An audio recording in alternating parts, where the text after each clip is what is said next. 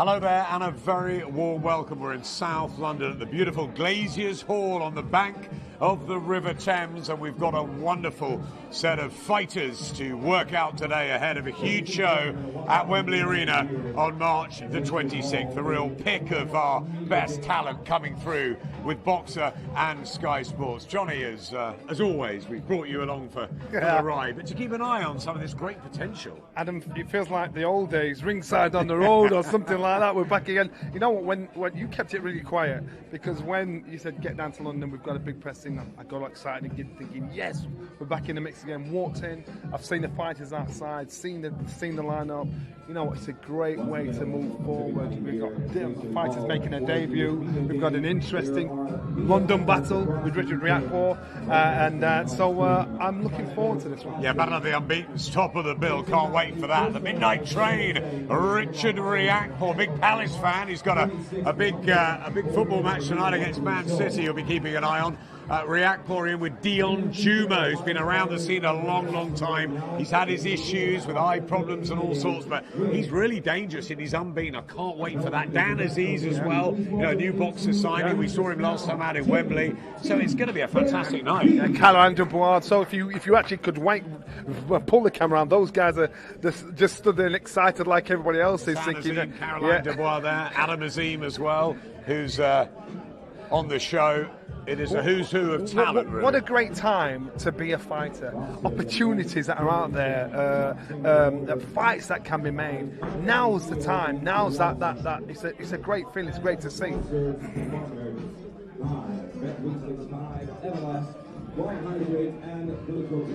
Well, from the Azim Brothers and Caroline Dubois, into the ring is Jamie TKV. Now, here's an interesting character, London heavyweight. He's under the tutelage of Ben Davison, and Ben, of course, had Lee Wood in that firecracker of a fight on Saturday night against Mick Conlan. Let's first of all just give our dues to that. It was a brilliant scrap at Nottingham. Oh, without a doubt. I was going to actually go down to the show and thinking, you know what, I know this is going to be a good fight.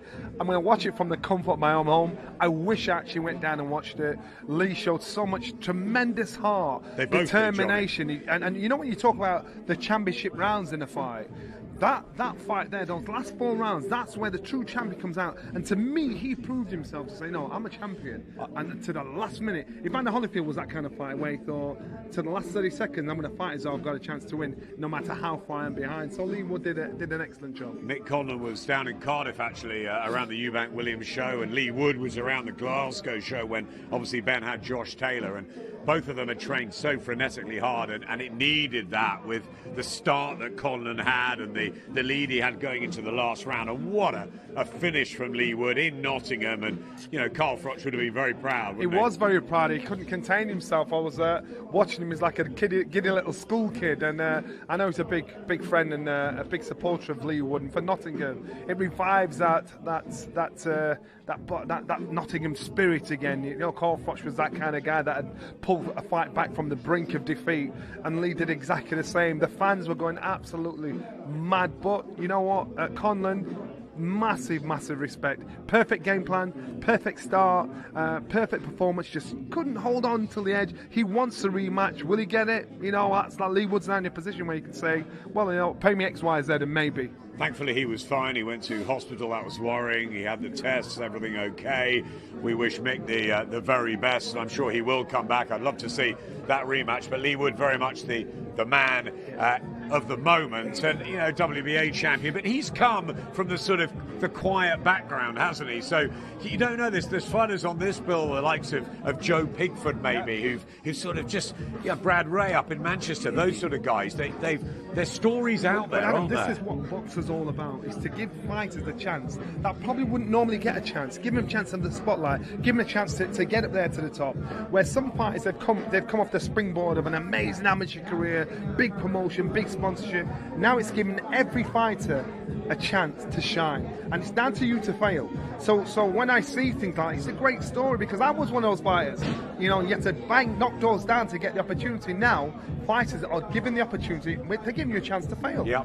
And so to me, it's, as an ex-fighter, as a fan, I love it. And what I love about the way Boxer are going about things is they're selecting a sort of diverse group, aren't they, of men, of women, of different characters, different backgrounds, different levels too, and they'll each have their own dreams and their own ambitions. Yeah, and that's one. And again, I can relate to every one of them, because if you're not flavouring a month when you're turning professional, nobody wants to know. There are so many different outlets now, so many opportunities. If you want to fight, you can fight. If you can fight and you can get to the top, you're going to be given the chance to do that or fail. Let's just have a look in here at the latest heavyweight to turn pro, Jamie TKV. With a solid jab there and a right hand. What a time for the heavyweights to start off. We hope Fraser Clark will be on this bill. He's just carrying a slight injury at the moment. He'll be back soon, but he's obviously turned professional. Many others, the likes of Johnny Fisher, and it's a fantastic division to be in at whatever level, as we see, Tyson Fury and AJ and Usyk and Dillian White at the top level. But they're an inspiration to these guys who, even if it's a British title they're aiming for. All shapes and sizes for heavyweights as well. And so when you've got all shapes and sizes, tall, short, squat, muscly, aggressive boxers, the opportunities there. You've got to navigate yourself through to the top. And Jamie's thinking, he's looking at the heavyweights and thinking, his ambition might be to be British champion, Commonwealth, European, or world, but he now has a chance to get into the mix. Come off a busy amateur career. Now he's thinking, now's the time. I'm going to join the big boys. I want to join the paid ranks. I want to see if I can make an impression. From the looks of it, fast dance, he's like, he looks happy. All the talking stops once you get in the ring. Tottenham based, and he had a good amateur career. He was sort of southern area English level champion. Got a silver medal at the 2019 African Games. And as we say, he will be trained by Ben Davison, who's probably having a day off after the champagne celebrations. He's had a busy few weeks, hasn't he, Josh Taylor? And he also became Trainer of the Year at the Border Awards. Trainer of the Year. Congratulations to Ben. So again, when you're put in that position, he's got to keep his feet on the ground, get on with business. He can't be enjoying and swimming in the success he's had, and he's got to make sure he keeps improving, keeps trying to turn champions out, or I want to see him develop a fighter from scratch. And when he develops a fighter from scratch and turns him into a champion within the industry, that's when you get real respect. And then Brendan used to say, you might turn out one champion and people say, not bad, maybe lucky. 2 champions, maybe lucky. When you turn out 3, 4, 5, 6 champions from scratch, that's where the respect will come through. And so Ben Davison has got a great start. He's been in with some fighters that have put him on in the spotlight. Now he's got a career. He's got to use that idea, that experience he's got to bring fighters through. TKV, very excited to have joined Boxer, and he says about Sky that we get behind the fighters, and he believes he can become a force on the British heavyweight scene. I know Ben's very excited about it. 2 of his brothers who competed in wrestling for Team GB, and his dad, Makazi, is a former national wrestling champion in the Congo. So there's a story there too. Combat's in the family, they like fighting one way or another. Can you imagine being in that household when things kick off? But it's nice. It's nice to see. So many stories like that in boxing. Yeah, it is. Especially if your siblings that are into boxing. Can you imagine being in Caroline Dubois' house? Yeah. I was thinking of the Dubois house or the Mackenzie house. Yeah. I remember Duke saying it was always a fight for the food in that house. That's right. So it's a good spate of energy. I look around here today, and I just see some old faces, some new faces, and it's a new birth, should I say. It's a good atmosphere, good vibe. Let's see if we can get a word with TKV. Coming in the middle. Great to see you, Jamie. Good to see you. Good to see you too, mate. I'm all good now. How are you? Are you ready for this, for the big launch onto the professional scene? Listen, I'm ready. I've been training for a long time for this, so I'm more than ready. So yeah, I'm excited as well. And for those who don't know you from the amateurs, just tell us a little bit about what you've achieved so far. As an amateur, I had 72 fights, ranked number 9 in the world, boxed for Kongo internationally, did the Olympic qualifiers for them. And I won 3 medals, big medals for Kongo. But I won 2 national titles at development level, 4 times London champion, a lot of English, like regional English championships won. So yeah, I've done a lot as an amateur. I feel like this is the right time. Fighting and wrestling in the family. Yeah. My dad was a professional wrestler and an Olympic wrestler. My whole family, all my siblings. So yeah. Busy family, all of us did wrestling. Even my sister did it. So, yeah. What's the aim? What's the ambition? Do we have a 1, 2, 3, 4, 5 year plan? Well, for my first year, all I want to do is stay busy. As long as I can stay busy, we can go on from there. We'll see how it goes. Because it's new to me. Pro boxing is new to me. I ain't done pro boxing before. I want to see how it goes within the first year. But the aim is just to stay busy. But in 4 or 5 years, if we're going to talk about it, I'm all about winning titles. In 4 or 5 years, I want to have titles around my waist. What do you usually walk around at? What weight? At the moment, I'm 110, 109. He's a baby! Yeah, so... And you're with Ben Davison, and that's, obviously, Trainer of the Year. He's been busy with Josh Taylor, with Lee Wood. He just keeps putting out winners. Yeah, exactly, What's he going to do to you to refine you to become a professional? What sort of style are we going to see in the pro ranks?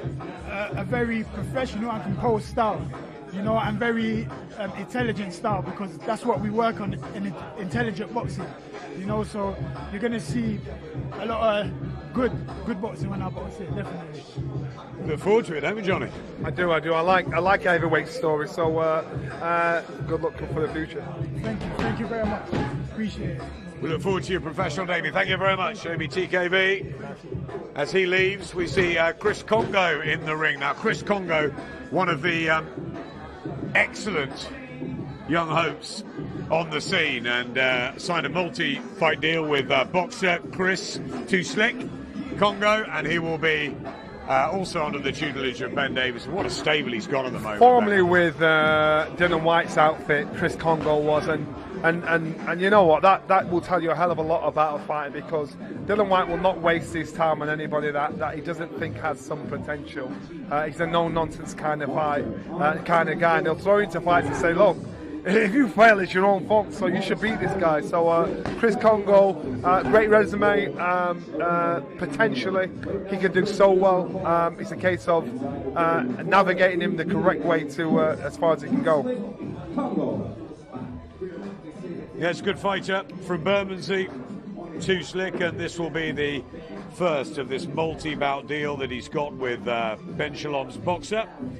He's 12-1, 7 knockouts. Did lose to Michael McKinson, who we know is going in with a great Virgil Ortiz very soon. Michael, a good fighter, but he switched camps, now working alongside Josh Taylor and the rest of Ben's stable. He's got a new promoter, and maybe just give him the fresh start again for Chris. Some fighters need that. Some fighters that you've got their talent, but you just get stale, and so they just want that fresh start, that fresh ambition. And so he has that now. He's a chance to. These fighters that are doing these signings, they're thinking to themselves, I can be the next star of this outfit. So Chris Kongo, like Jamie TKV, will be thinking, you know what, it's an opportunity for me to get to the top and be the star of this outfit. So it's not, as far as they're concerned, it's not about Richard RIakporhe. It's about them being seen and showing off what they can do.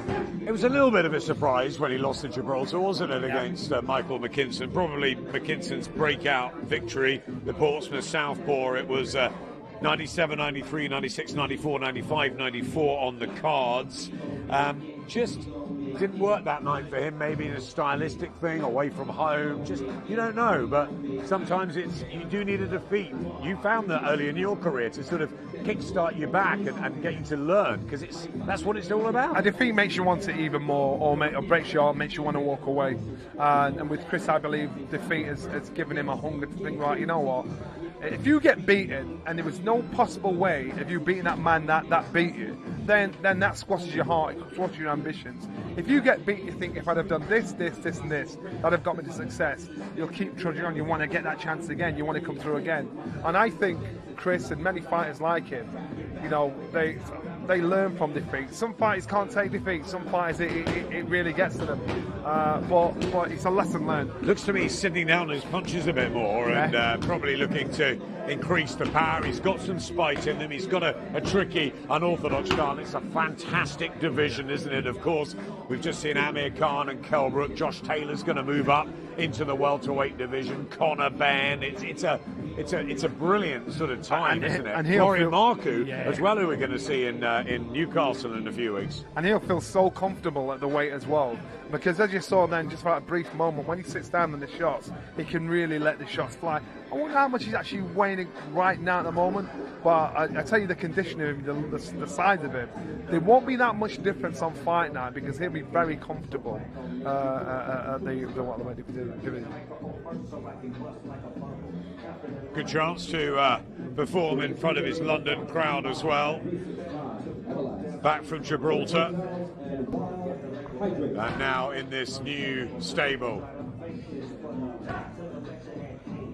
Ben likes him a lot, actually. That's good, you know, and that's why. And that, you know, you get. Well, let's say, for instance, I'll go back a couple of months to Kelbrook and Amir Khan, and you got fighters like trainers like Bo Mack that'll sing the praise and say this fight this fight that, this fight this. So you realise that trainer was probably trying to hustle everybody else on the outside, but he loses credit. To me, he's lost kind of credit, because you think, why would you say this? Why would you say all these things about what your fighter can do and what he's capable of doing? Be honest with it. And this guy was more or less put his house on it. When trainers pick a fighter up, their reputation's on the line, because their career is not just about that one fighter. Their career is about fighters bringing it through. So if they take on somebody that's not going to do what they say they can do, that's not going to perform, it makes them look bad. And again, Brendan say, if you look good, I look good.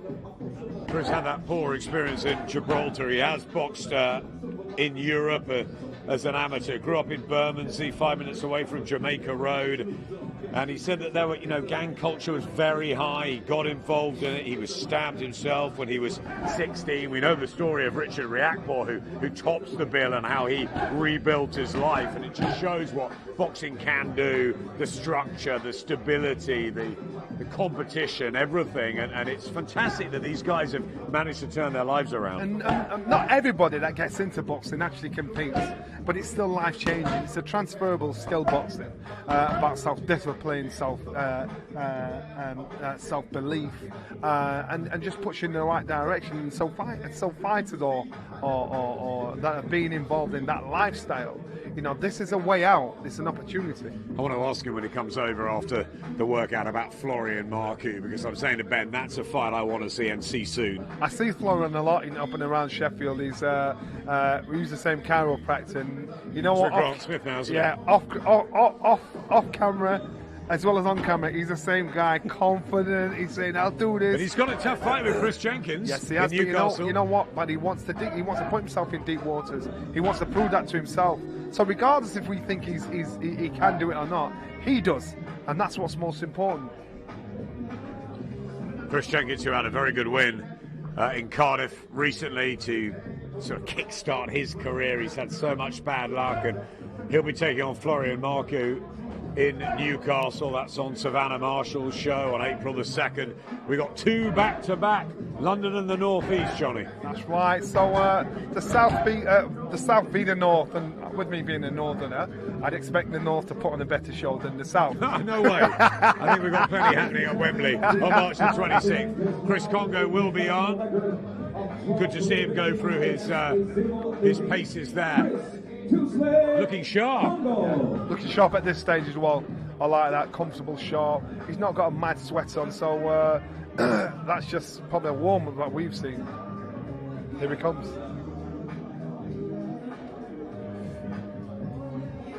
Let's get Chris over here. How you doing, Chris? Come on in. Right. Good to see you. Nice to have you back. Yeah, of course. Good to see you guys too. I'm happy to get back in the ring next week, Saturday, and I can't wait now. What does it mean to you? Obviously, had that defeat out in Gibraltar. You've come back, you've changed teams, stables. You're with Ben Davison now. He's the hottest trainer in Britain, maybe even the world at the moment. And you're back on Sky, you're with Boxer. Is this about sort of a new beginning for Chris Kongo? 100% new beginning, activity, a box that I've always wanted to be ticked in my career. And now we're here, and I just can't wait to get going. It's a fantastic welterweight division. We've got Florian Marco and Chris Jenkins in a few weeks' time. We've obviously seen Khan and Brooks.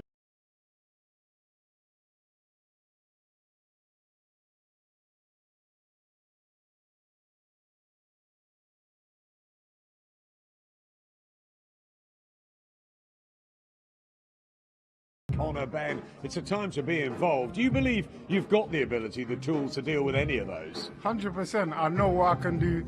I believe in my ability and my skills, and I'm ready to go in with any of the names you said. The winner of who's it again? Marco and Jenkins. Marco and Jenkins. I'm ready for. I will be ringside for that fight, watching. But the main focus is the 26th of March. What have you been working on with your new trainer? What's changed? What have you added to your arsenal? I've added a lot, you know.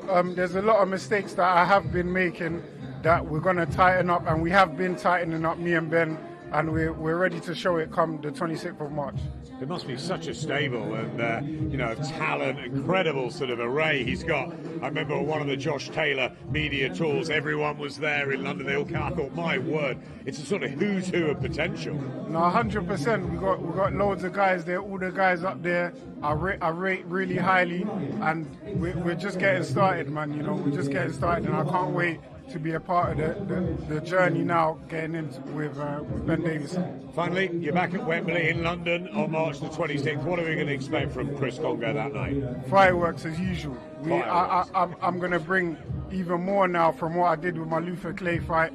The McKinson fight, there was nothing in it. Couldn't really show much, but now it's time to push on, and I'm taking this really seriously. I don't think I've been out the gym since that fight, you know. Obviously after the fight I went to Vegas with Josh Taylor, was training out there, was training all year round, and I ain't really had that much time off. So now I'm just ready to get back in there and prove to not just the UK but the world I'm the best welterweight. Fantastic. Sounds like a hungry fighter right there. Yeah, hungry fighter. We wish you well. Good to have you back.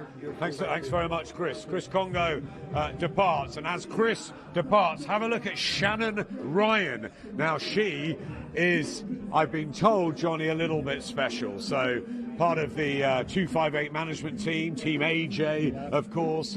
We've seen Benga here today, and I know that Freddie Cunningham and the team very excited about Shannon, sort of a big history in martial arts, in boxing, a good amateur, and now it's her chance. You know what? You just as you mentioned the martial arts, I thought you got a wide stand, a balance is good, and again. 258 management, they wouldn't put the name to a fighter. That's not going to lift their profile as well. I want to see her in action. I want to see what she's got about her. She looks confident, her movement's well, smooth. I wonder if anybody's going to take her on the pads while we're here, just to see what snap she's got. She was a multi-titled amateur champion, former world kickboxing champion, and Team GB Taekwondo member, so she's really been through it all, and I've had a few people within the trade who, since the announcement that she's going to be turning pro on our show, they say keep your eye out on this girl. If you take a fighter that's been involved in mixed martial arts before, any form of it, they're used to that up close and personal contact, and that makes them a dangerous fight because they can box long and they can box up close. They know how to pivot, move the body weight, use your own body weight against you. And they're probably a lot more educated than a lot of traditional fighters coming through. But the downside is usually what happens is their defence is a bit more wide open, so they've got to tighten the guard. Remember the Klitschko's, until they were tightened up, they become less square on. The defence was higher. Until that point, they were getting hit. It was very interesting, wasn't it, with Vladimir when he had obviously that bad defeat to Corey Sanders. He switched camp. He went to Emmanuel Stewart. He learned how to utilise, like Lennox did, utilise the best of his abilities. And being a former world kickboxing champion like Vitali, I think. And that's what I'm saying with Shannon here. She's from that martial arts background. There's certain fundamental flaws that they've got to make sure they tighten up, because it will be to her detriment when she steps into the boxing ring. That wide stance, quick hands for Shannon Ryan from Watford, like AJ. And she won the 2019 Women's Winter Box Cup. She won silver at the 2020 London Championships. She'll be trained by Javon Archibald in the super flyweight division. And she's delighted to be part of 258, who are going for the sort of more experienced members of our fraternity, like Derek Chisora, and the younger ones, and the ones starting out like Shannon Ryan. It's great. The one thing you can't buy, borrow, pretend to have is experience, and that's the experience is what you take to pass on to the youngsters coming through, to inspire them, to give them nuggets of wisdom, to make them a better fighter, not just physically, but mentally. So that's why I think it's a good mix, good smarts. I see Wenger there in the corner, keeping an eye on his fighter. I like that. Yeah, Freddie said that she's been working very hard in the background and delighted to get this opportunity on the Sky platform on March the 26th. Not too far for her to travel from Watford to Wembley, so I'm sure she'll have a bit of support there that night as well, which will help. See on the pad, she looks slick, smooth, calm when the pads are there in front of her. Good eye, good positioning. Confident and cocky enough to step back, drop the shots back in again. Last week, Johnny, we celebrated International Women's Day, which was brilliant, and it's a fantastic chance now for so many boxers to come through. You know, we've talked endlessly about not just Jane Couch's sort of start, but Katie Taylor sort of being the pioneer, and so many following. Terry Harper looked terrific, didn't she, Saturday night? And you know, we've got our own Tasha Jonas, who's just won the world title, Savannah Marshall in a couple of weeks, Caroline Dubois, who we'll see shortly in the workout as well. This is a real chance, an opportunity that the women can do anything. There's a pool of elite women fighters that are out there that will be inspiring and inspire a lot of youngsters coming through, and they are the ones, they're the trailblazers, they're the ones that we need to actually sit down, talk to them, ask them the pitfalls that they had, the mindset that they had, and where they are now, and where they can see women's boxing going. Because if it wasn't for the likes of the fighters that are there now, this young girl Shannon, would she have been here? Would she have been interested in wanting to get involved in boxing? I asked my eldest daughter last night, who's the woman that really inspires you as you move through your life? She's nearly 16, and she said Katie Taylor, because Katie did something, you know, dressed up as a boy. She did something that she wanted to from the very beginning. Now, whether you want to box or you want to do anything, it just goes to show that with dedication and passion and commitment, and now they've got the stage. Yeah, the stage is there, and again, everything is stripped out. If you can fight, you can fight. It's not about colour, creed, religion, age, size. If you can fight, you can fight. And that's what it should be. The next step for women's boxing is to change the rounds from 2-minute rounds to 3-minute rounds. Yes. That's the only stumbling block. That's what Clarissa wants, that's what Michaela wants. And I go back to that thing about what Ben and Baz and everyone at Boxer are doing, is they're building, and Savage down, they're building a diverse stable of talent. It doesn't matter, you're right, what gender, what background, they're all getting chances. You come to this media workout today, you know, many years ago it wouldn't have looked like this. It's like Brendan's gym, isn't it? Yeah, it's so multicultural, it's untrue. You hear the music in the background. They've got the energy to pull the kids in off the street. It's a street. It's boxing, that's what it is. You know, it's a working man's sport. And so now, you know, it's like, enjoy it, celebrate who you are. And now you're getting fighters coming through like Shannon saying, right, I've got the chance here, I've got the platform, look at what I can do.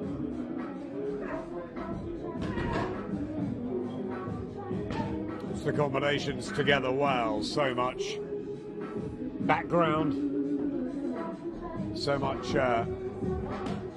so just that little move there, as when she was up against the rope and he's dropping the pads on her, when she's got to slip out of the way, she's happy to actually open the palm, push back and let the shots go. Most people just want to get out of the way. So that's from the martial arts background. She's happy to get up close, use the palm of the hand, push off balance, drop a shot in. And that's the difference. Little things like that may seem like nothing to you, but they make such a massive difference. Boxer, ladies and gentlemen, Shannon Ryan.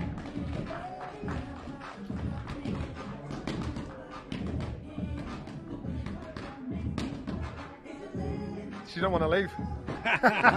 We don't want her to leave either. It's great watching her, isn't it?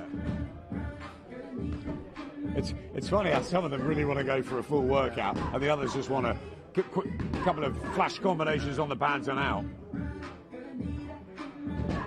As I say, I keep saying it again, what a time to be a fighter.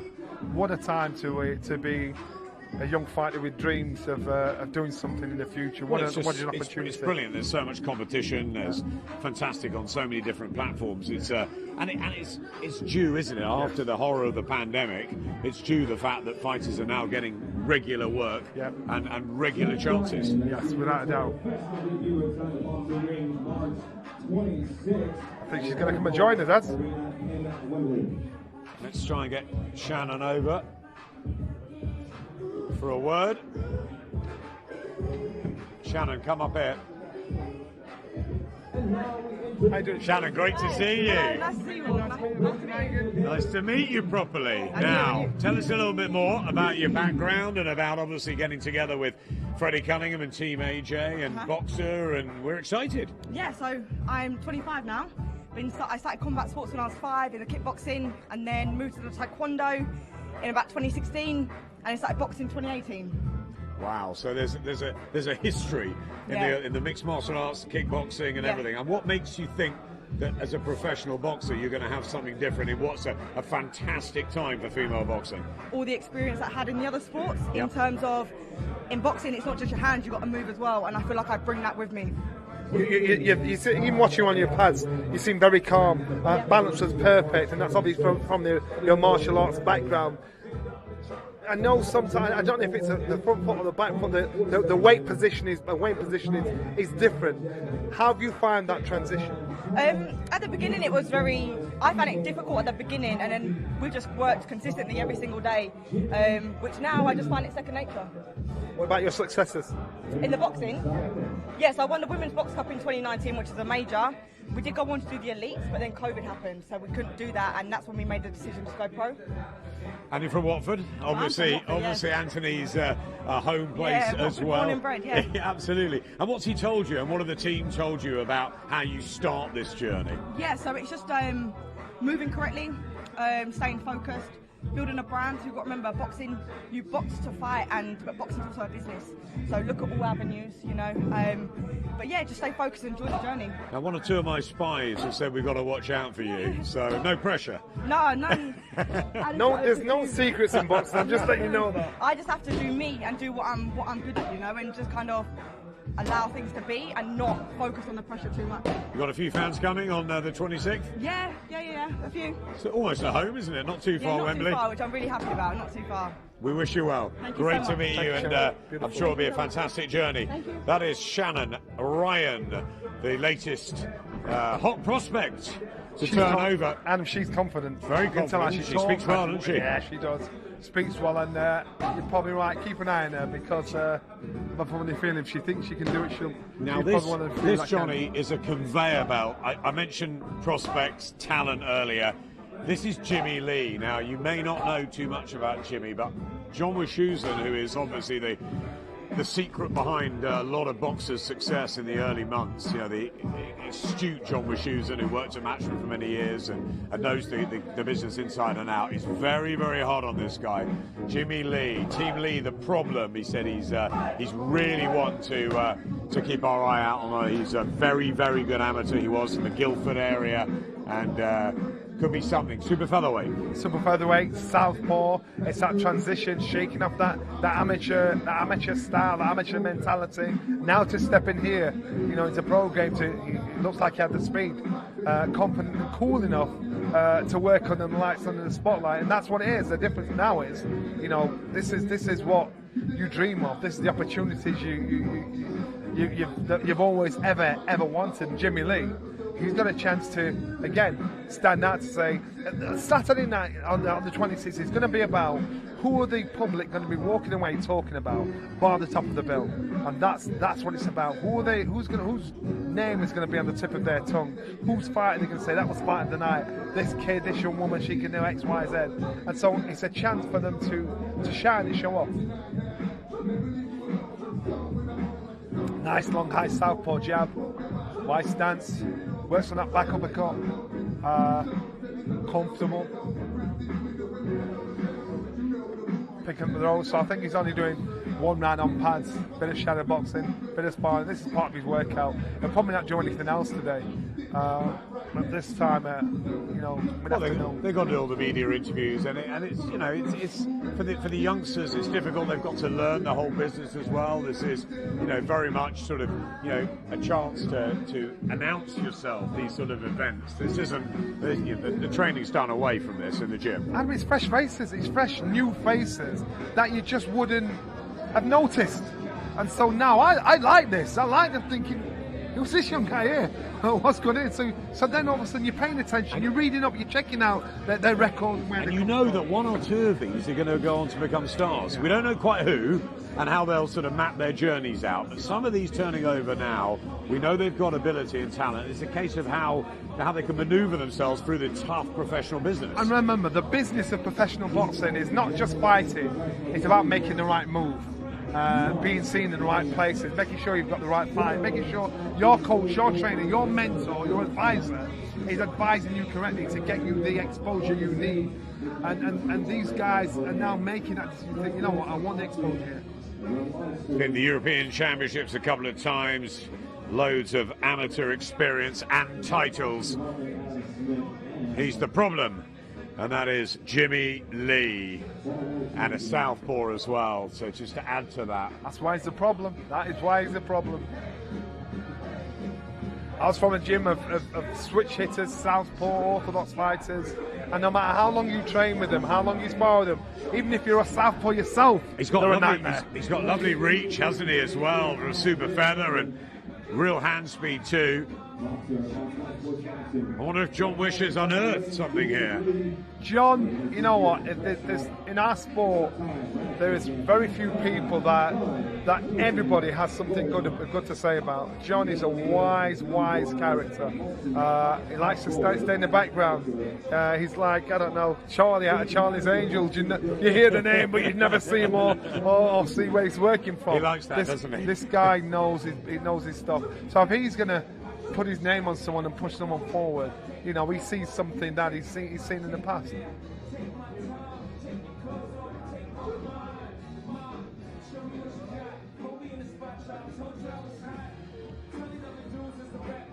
From Surrey, Jimmy.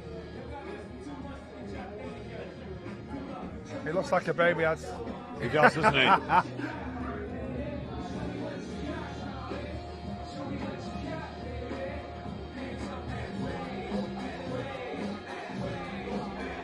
This atmosphere in here is like our gym.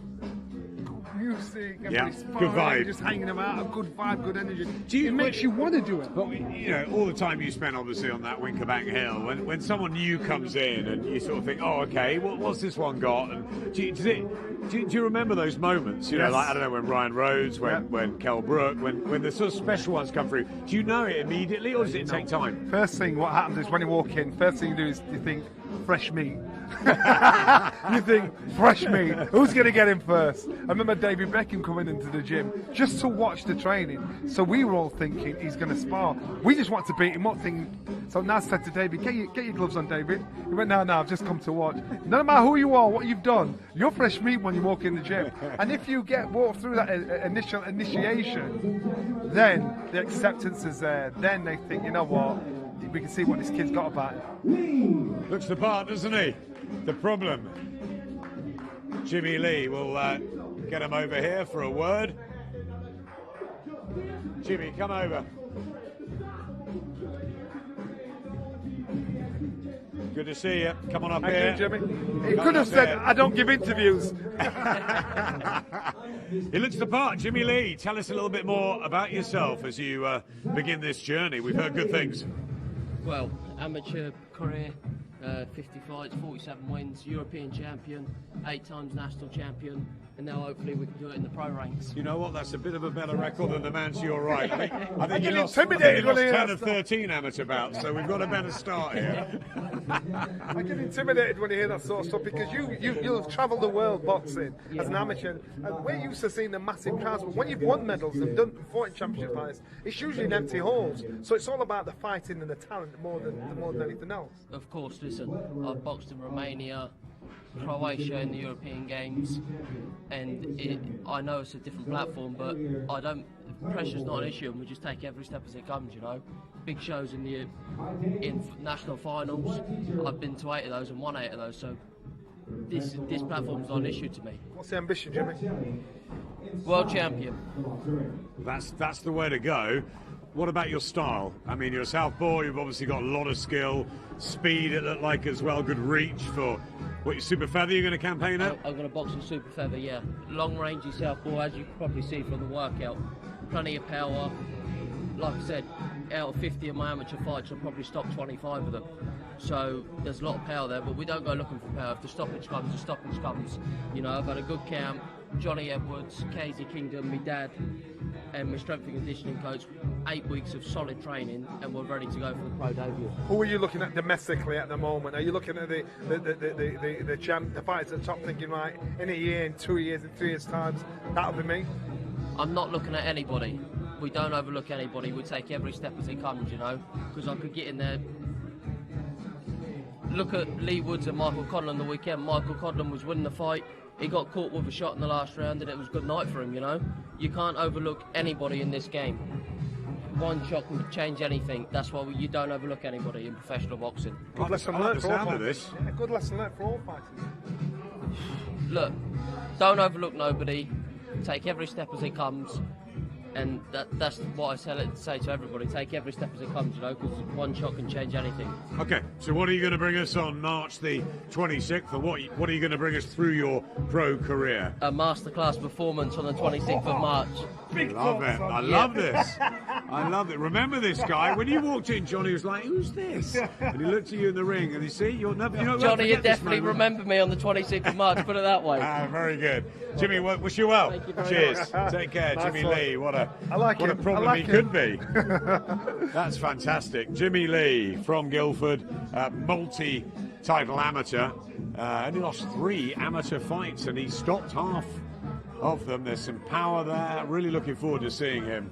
The problem, Jimmy Lee. Very cocksure of himself. As long as he can back that up, I think we can have quite a journey with that young man. This guy's not a bad fighter. Zach Chelli in the ring.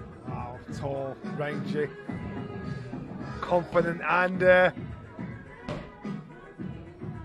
does exactly what he wants to do.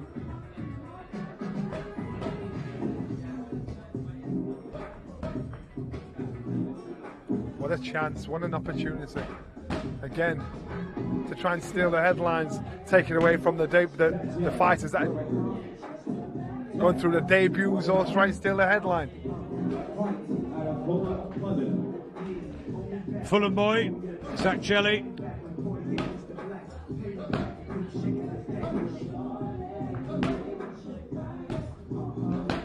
Football team's doing well, and he's got a good record, 10-1-1. He's still just 24. Zach stands 6 foot, and they know him from the. He's one that's come through the, the boxer system. And it's a good story to follow. It's a good story to see how it turns out. I don't know what chapter of his career we're on yet, but we'll find out when he comes here. He'll tell us what his ambitions are, who he's got his eye on. You know, and when you've got fighters like that, it's scary when they've actually said, you know what, I see that fighter there, he better not be there when I get there because I walk straight through him. That's what I want to hear. You know, when you hear that, that's scary. Super middleweight won the boxer tournament, the Ultimate Boxer tournament, and knocked out Mike McGoldrick in the final of that last man standing tournament, which, we've had one boxer tournament, haven't we? It's fun in Liverpool, and we've got another one coming up in Coventry. Very exciting, different formats. He had 2 bouts in one night for that one. Also beat Vladimir Georgiev as well over the 3 rounds. Wants to prove he's the best domestic super middleweight in the country. Grew up in Fulham. He's out at 4 in the morning on runs. Very dedicated. And he had that sort of controversial draw against Jack Cullen, didn't he, in the first fight camp that we covered, and most people thought Chelli won that. Yeah, I remember that. For the record, he's getting up at 4 o'clock in the morning. He's a bit late. I did 3 o'clock in the morning, I'm just saying. Really? Really? Well, okay, I was coming in. Okay, at 5 a.m. and if you were late with your camera, he'd gone. That's right. Oh, yes. Yeah, I remember that. But, you know, some fights do that because they like the solitude, they like the quiet, they like to think, you know what, my opponent is still in bed. It makes no difference, but it does to you mentally. It's training the mind to deal with that solitude, and it makes a big difference. And it's hunger as well, because when it's raining and windy and snowing and cold outside, to do that, it just shows you how much dedication and want you have. Always going to be in a good weight, as in the super middleweights in the country. You've seen so many great fighters over our time on Sky, you know, get to the very top level. Middleweight and middleweight, you know, in my career, they were the weight divisions that always created the big rivalries, the big fights. The Ben Collins, Eubank Watson, then up to the Calzaghes. That's right. And Frotchers and Robin Reeds, loads of them. And fighters you forget about, people like Tony Simpson and people like these guys, you know, they were tough, and it was a pool of tough fights. And I think eventually with the super middleweight division, it's going to happen all over again until guys actually grow out of the division. He's been subject of a documentary as well, Zach Chelli, about his upbringing. Father, a former pro as well, determined to make his son a world champion. Zach Chelli, born to box. Have they done one on Johnny Nelson yet? Born to run. Born to run. No, they have. It's called Forrest Gump. No, you're not that good at table tennis. No, it's Run, Forrest, Run. But you're quite good at eating chocolates.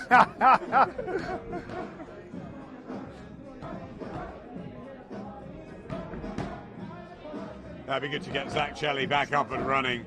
Again, sort of part of the boxer's sort of scheme of, you know, looking after fighters who maybe have got a loss or have got a little blip and maybe haven't found the sort of promotional home yet. Yeah. And again, you know, what Boxer is doing is giving people that wouldn't get a chance, and you will uncover one or two nuggets of gold. And so again, the opportunity is there just for you to fail. You know, the opportunity is there for you to get the job done if you can do it. And again, all shapes and sizes. Yeah, all shapes and sizes. This Beginners, orthodox, experience. solid, strong. You can see what he's got, Chelli. Difficult night's work for most in this domestic division. Yes. Oh, nice shots. Nice shots. Nice. He's having a proper workout here. Well done. Finishes that little flow with a smile.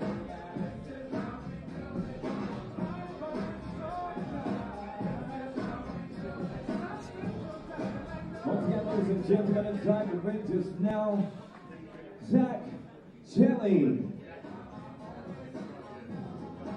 Zach Chelli hasn't had to come far from south-west London to south-east London for this little workout. Is that and the you'll posh see side of town? Fulham is very nice, yes. You've not been that way? No, they wouldn't let me in Fulham.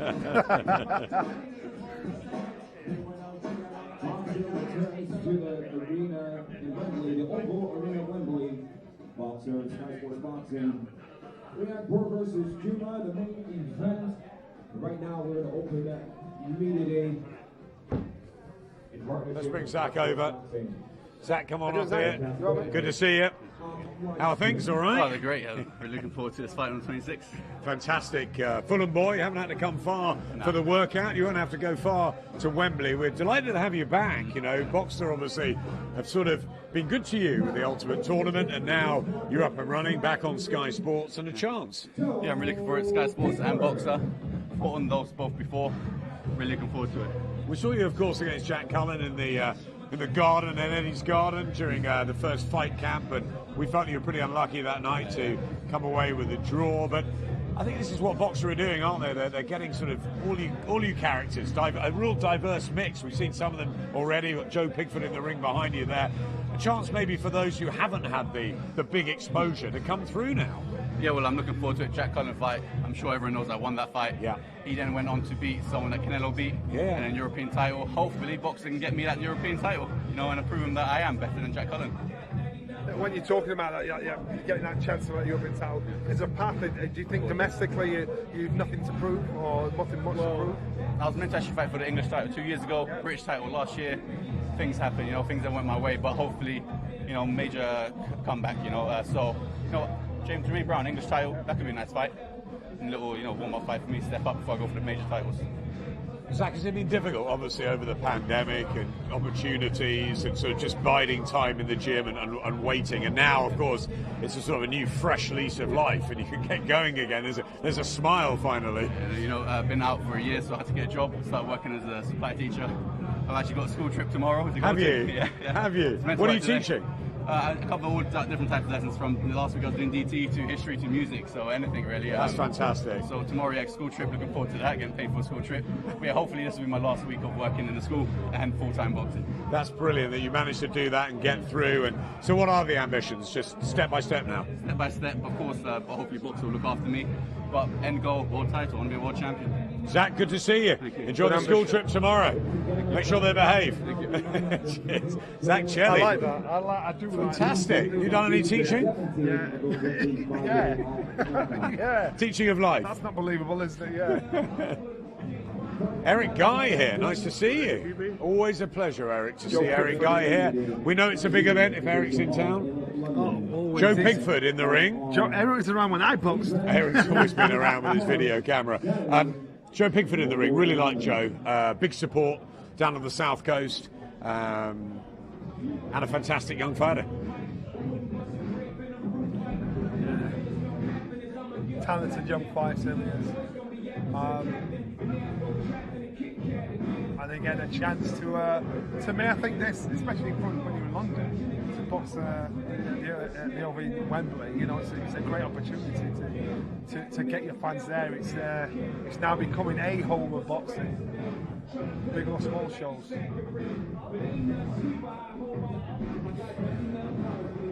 From Southampton, and he's got a very, very big fan base.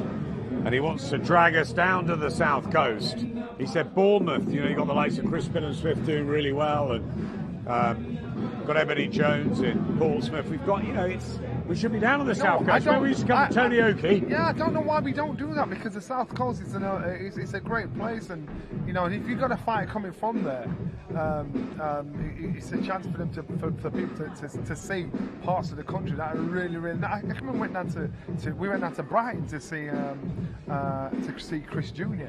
and it was like being in Marbella. It was like being in Marbella. The sunny South Coast. Yes, the sun always shines. Eastbourne's the sunniest, I think, down there. Sun always shines. So, our friend Joe Weller lives that way. Yeah, so if you're fighting coming from down there, it's hard because there's not much media goes down there. There's not much attention down there if you're a fighter, but it also gives you a chance to grow. But you've got to step out of the South Coast and go to London upwards to. And he's been up to Manchester, I think, to base himself at times as well. So it is difficult because you don't often get the sparring. You've got to find the competition. It's sparring. It's getting sparring. It's getting people to work with.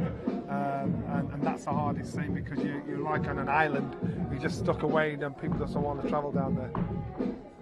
18-0, most knockouts as well, Joe Pigford, and he will be back on Saturday the 26th of March. He likes to sell his tickets. Drop me a message if you're wanting tickets, a little bit like Ricky Hatton and Josh Warrington used to do, getting their cars and you know what, those kind tickets. Of fighters, they're the fighters they've got an excellent fan base, because most of the people that have bought tickets have met you face to face. They've been involved with you face to face. They've actually they really have invested in you. So I get that. It become harder the more successful you get, but I do get that. Calls himself the Pig, I think, for obvious reasons, with the surname, and they're quite a colourful fan base. I don't know if you've seen any of them. Yeah, well, they make a bit of noise with their costumes. But you know what? It's gimmicks. It's not just about being able to fight. It's about giving that party atmosphere. I suppose it's like going to the darts. You don't just turn up to the darts. You go there. got big old foam hands, and and it's just you just got to create it as a party atmosphere, and that's how you build your fan base. Yeah, he's very popular because he's exciting, and he's also a sort of bit of a throwback, Joe. He's knuckles down, gets on with it, and he's coming up the quiet route, and not many people are talking about him, but he's undefeated, and now he's got a platform. Undefeated, got a platform. Again, you know, the opportunity's there for him to fail because everything's there for him to succeed. All he's got to do is fight. He's got to win. He's got to keep moving forward. He's got to keep growing as a fighter. Super welterweight division, and he's big, he's tall, isn't he? Super welterweight. That's light middle, isn't it? Old school. I'm just showing. Old school, yes. 11 stone division. I'm just showing my age. Yeah, it just does. He's got a nice jab. He's got a good way about him. He's got a bit of bite in his punches. You can tell there's a bit of sting at the end of it. Yeah. And he's tall for the weight as well. And I say he's unassuming, Joe. It looks like he's more power than speed. Sets his feet, sets that front foot when he's let his own shots off, and you hear the thud at the end of it. I mean, I think he literally is a true puncher. He's born like that. Stoppage after stoppage. You know, the true punchers, they're the ones that obviously the knockout is sensational, but they're prepared to stand there to give as well as take. And they're the ones they're the ones that put bums on seats. If you're a puncher and you're a successful puncher, no matter what, the world's your oyster.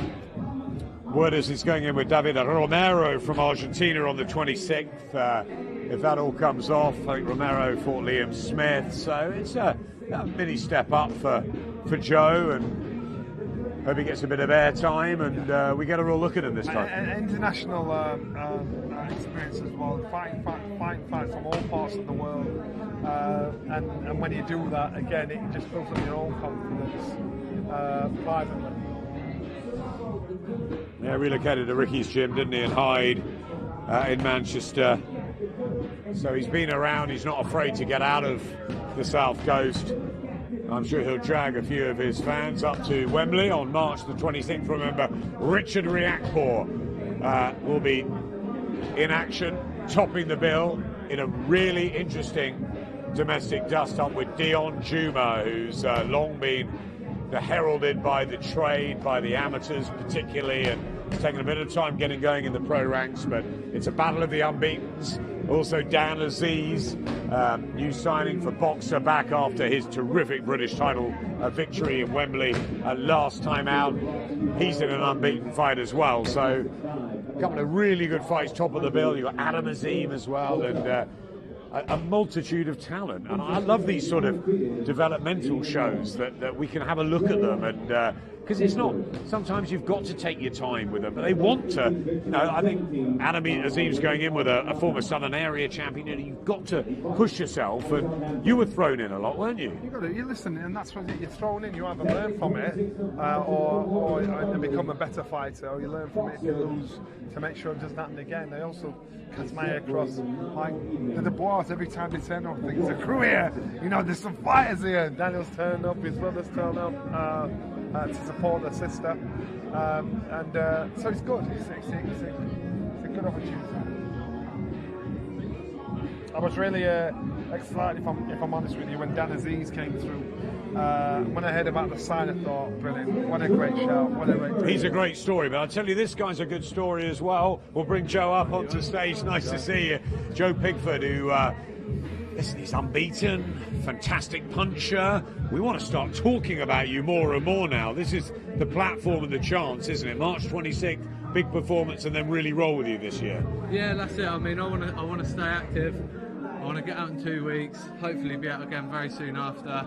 Start chasing them titles and make 2022 camp, make it a massive year for me. I mean, you're from the South Coast, but you've got a bundle loads of fans. You've got a real character. They're all characters. You've got an exciting style. Yeah. You really should be accelerating now. You need some momentum, don't you? Yeah, that's it. Like I say, I just want to stay active, get a bit of momentum. Obviously, I believe in myself. That's why I'm still here. That's why I'm still doing it. I believe massively that I can win some big titles. And yeah, that's what it's all about for me, and it all starts in 2 weeks. How many times a year would you like to go out? as much as I could at the moment. Just like I say, being active, a bit of momentum for me is massive because it's something I've never really had. Yeah, so as soon as I can after this one, I'd like to be out again. Do you live in the gym? Are you one of those fighters out? I have been. It's turned into that now. Like since my last fight, it was nearly 6 months ago now. Yeah, I've been ready to go ever since. So this will be a nice one to get out of the way, push the last 6 months behind us, and then really push on. Any targets? Just titles, mate. I just want to get as many. Just get a bit of momentum, start fulfilling my potential and win some titles. That's it, it's the frustration, isn't it? Almost out on the Carl Brooks show. And you know these things do happen, and you've got to take that. The pandemic hasn't helped any of you fighters, but you've got the opportunity now. Boxer are flying, Sky Sports and the platform, so there is a chance, if you can keep busy, to be in that title contention. Oh, 100%. I have faith that Sky Sports and Boxer definitely the best platform that I could possibly have. The opportunities are going to come, and hopefully they come thick and fast, and then it's just down to me to stay fit and take them. What's the ultimate ambition, Joe? Just keep winning fights. Keep winning fights. British titles, world titles, whatever come, and earn some money. I told you, he's got a throwback attitude. Ambition, I like that. I love it, Joe. Wish you well. See you on the 26th. See you in 2 weeks. Cheers. Joe Pigford. Fantastic. And an empty ring. Maybe we could put Johnny Nelson in the ring for a little tap dance. That's it. We won't have you. What have you made of them so far? As I said to you, they're a great mix, aren't they? I see a crop of hungry young fighters seeing an opportunity to change their life, if not inspire their life ahead of them. I like what I've heard from almost every one of them. Nobody said anything to me that's made me think. And I'll tell you one person I'm actually looking out for is Shannon Ryan. I just thought there's something about her that actually, if you can back up the boast, she's one you've got to keep an eye on. And so we're very well, especially as you signed up with AJ and 258. You know, they obviously know more about her, and she's got fantastic opportunities commercially as well, and she talks good. Without a doubt, the background she's got does everything for her. So for her, she's again another fighter I'll be keeping an eye on. I think we've got Hassan Azim in. Yep, so it's the Azim Brothers opportunity. Let's just take a step to one side. This is the older brother, Hassan Azim. Calls himself the Hitman, and we remember a couple of pretty notable fighters who took that name. Tommy Hearns, my hero growing up, actually, and of course Ricky Hatton. Here is the latest Hitman. It is Hassan Azim. So he shone on his professional debut, didn't he, at Wembley, winning very quickly. And he went some rounds in Manchester on the big Carl Brooks show, which would have been a great experience for him. Yeah, and he's obviously one of a duo. They talk about his brother more than he, but I thought it's great competition within the household as well to see who can get where the fastest. And again, it's some fighters they'll have to learn that they're a slow burn. I think out of the two of them, he's a slow burn, and he's just got to be able to take his time. Don't rush it, don't press himself, and do it that way. Going in with a nickname, the Hitman, creates high expectations, like getting on stage saying I'm a comedian. People are wanting you to make them laugh. So if he's going there as a Hitman, they're expecting big shots, big power. And I think he does have power. I think he's very honest about the fact that his younger brother is the more talented member of the family, that he won all the junior national titles, but Hassan had a good amateur career. So far, because remember, amateurs and professionals are two completely different games. The basics are the same, but not many good amateurs make outstanding professionals, and vice versa. So now it is a chance to wipe the slate clean, to say, right, then let's have a go now. Let's see if we can make that impact. Yeah, he's got nice movement, he's got a good jab, but they're going to take their time with Hassan. I know that Shane and Jake, the McGuigans, they're uber excited about Adam, who we'll see up after, I think, Caroline in a little bit, in about 20 minutes' time. But Hassan, nice guy outside the ring, very rounded, good family. They've got a very big support from Slough. and they're doing everything together. And I saw, we guess with Ricky and Matt, we mentioned Ricky as the hitman, and he was the one that had the natural talent, but Matt happened when he came on. First of all, people thought, oh, he's not that good, he's not going to make it, but you know what? He became European champion, he fought Canelo, he had a fantastic career. Yeah, hard work pays the bills. So just because you have that springboard and high expectations from turning amateur to professional doesn't say it all. Some people are just slow burners. It's about utilising the talent with the dedication, because if you have one and not the other, it's not going to work. Yeah, without a doubt, and that's why there was so many more talented fighters than me in the gym that didn't achieve half as much. So dedication is to me most of it. Never mind part of it. Did you look around yourself, like Hassan and everyone's talking about Adam and other fighters? Did you look around and think, well, I'm maybe not as naturally good as those, but if I put the shift in, if I learn, if I pick everything up, then I can have that success? It's about being honest with yourself. You've got to understand where you are, know your lane, and think, like, this is me. I'm going to make the best version of me. I can't be you because I didn't have that. When we've had fights up talking about their successes and their path as amateur, fighting all over the world, representing their country. I remember sat with David Hay and Carl Froch, and they were talking about the amateurs when they travel all over the world, representing. I felt as though I shouldn't have been in the conversation, never mind sat there, even though I achieved what I achieved as a professional fighter. These guys, I love hearing that, because I think, wow, there's a depth of knowledge, experience, and amateur success. But what I did was I just made the best of what I could do, and the best of what I could do worked in the professional ranks. Didn't work in the amateurs, but when I stayed in my lane, we worked in the professional ranks, and that's what these guys have got to do. It doesn't matter what noise what people like us are making about outstanding amateurs. It's people creating their own path as a professional. And that's what Hassan will do. He'll move his own way, but obviously there is the link, the story with the brothers. They're very close. They're very different. Yeah, my worry is this. So a lot of people are talking about these brothers. My worry is this. These guys, I don't want them to get involved or get carried away with the hullabaloo that's being created around them. Because what happens is, instead of going at the right pace, fighters go out there and think they're better than what they actually are. And so they're trying to do things and get away with things and have that sort of cocksure arrogance at an early stage. And if you can't fight, you'll get found out then. And believe it or not, it's easier when you've had the experience and you get up there to be able to do this. But when you're fighting people that really do it in such an unorthodox fashion, you'll end up getting beaten by people that should never beat you. So these guys need to keep their feet on the ground. Don't get carried away with what people like you and I say. They've just got to say, right, this is me, this is what I'm going to do, this is what I'm capable of doing. It was a dream come true for the pair of them to appear on Amir Khan's card in Manchester, the sparkling event that was Khan Brook. Because they look up to Amir. I know Adam also looks up to your former stablemate Prince Nassim Hamed, and you can see a little bit of both brothers, especially Adam, with the way he does the backflip after the victory, and the way he skips rope. There's a lot of sort of similarities to, well, certainly the style where he wants to adopt. And there was only one Naz, there was only obviously one Amir Khan, but it's great that they've had those idols to look up to. It's an understanding of the business of our sport, because what happens is, they've seen how Amir and Naz were not just good fighters, but they were good businessmen. They catapulted themselves where people were talking about and loved them all over them. And so these guys know it's not just about being a good fighter. It's business, create some interest, some intrigue, some opinion, and then when you do that, that's when then things start to fall in place. So great, good idols, good inspiration for both fighters.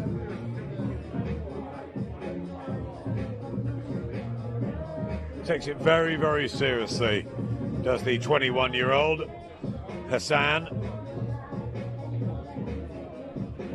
Very confident in front of camera as well. Adam's slightly different, a little bit more in himself, and needs to be developed. Hugo Simpson working alongside them, and they do need to learn about the use of cameras and building their profiles as well. But they've already got the the backing, they've got the starting blocks, haven't they? They've got the platform to build on. If you get on that platform, no matter what sport it is, football, rugby, boxing, it's not just being about having the talent.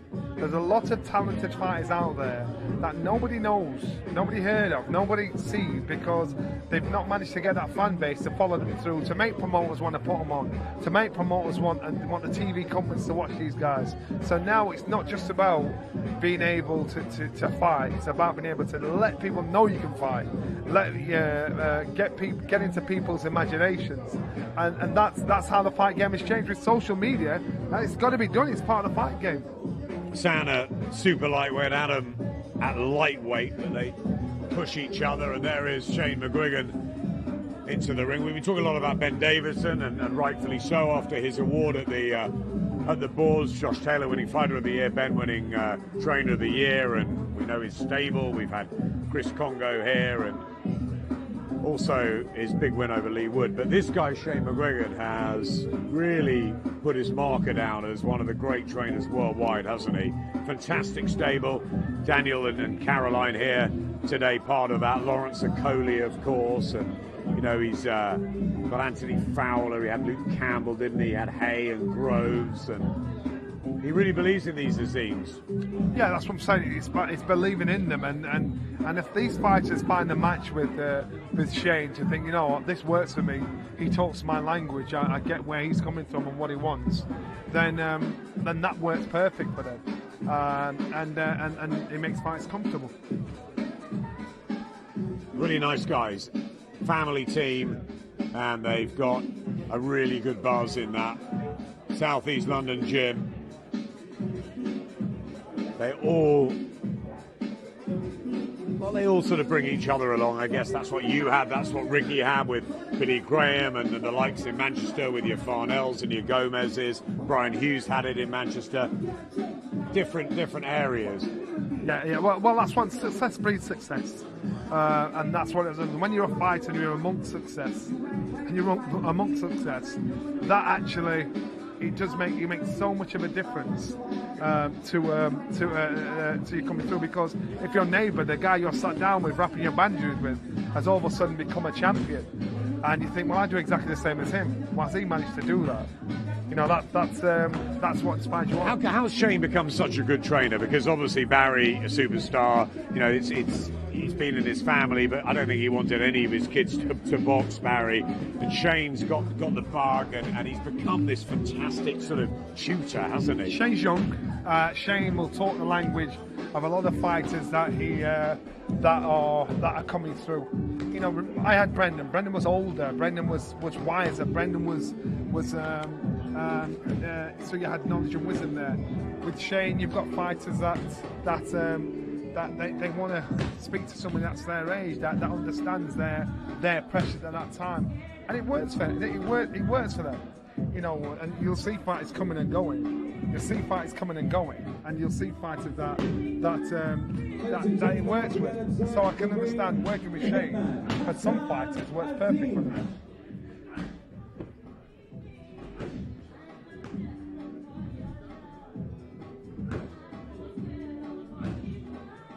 I remember when Shane started working with Cole Frampton. Yeah. And what worked, what you could tell straight away what worked was because they were both young. They had similar interests. It really worked, didn't it, for a long time? It worked. But then, you know, fighters go old and then they just think, like, you know, they grow apart. But at an early stage, for young fighters coming through, they'll talk their language.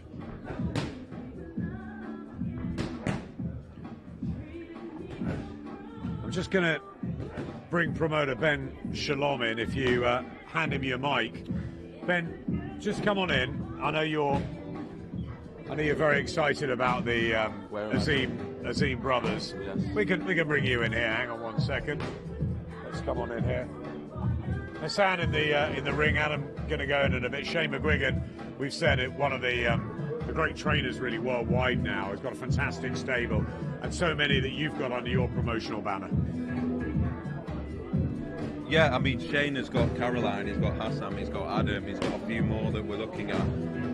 he's one of the best trainers in the country. He's got an amazing stable at the moment, and I think Adam Azim in particular, I know it keeps going on about it, he's fighting Conor Marsden, who's a Southern Area champion in his 3rd fight. Adam's still only 19, so it's a test, but he wants to be a world champion within 3 years, so this is how quickly he has to move, and you want to move him that quickly, Adam, but Hassan slightly slower. I think they both are pretty honest about the way they're going to be manoeuvred. He's 21, and I guess he doesn't have the brilliant amateur experience that Adam is. He's a good amateur, but not quite on that same level. Yeah, Adam's a freak, so I think it's unfair to compare Hassan. Hassan is an extremely talented fighter that needs to develop like every fighter does.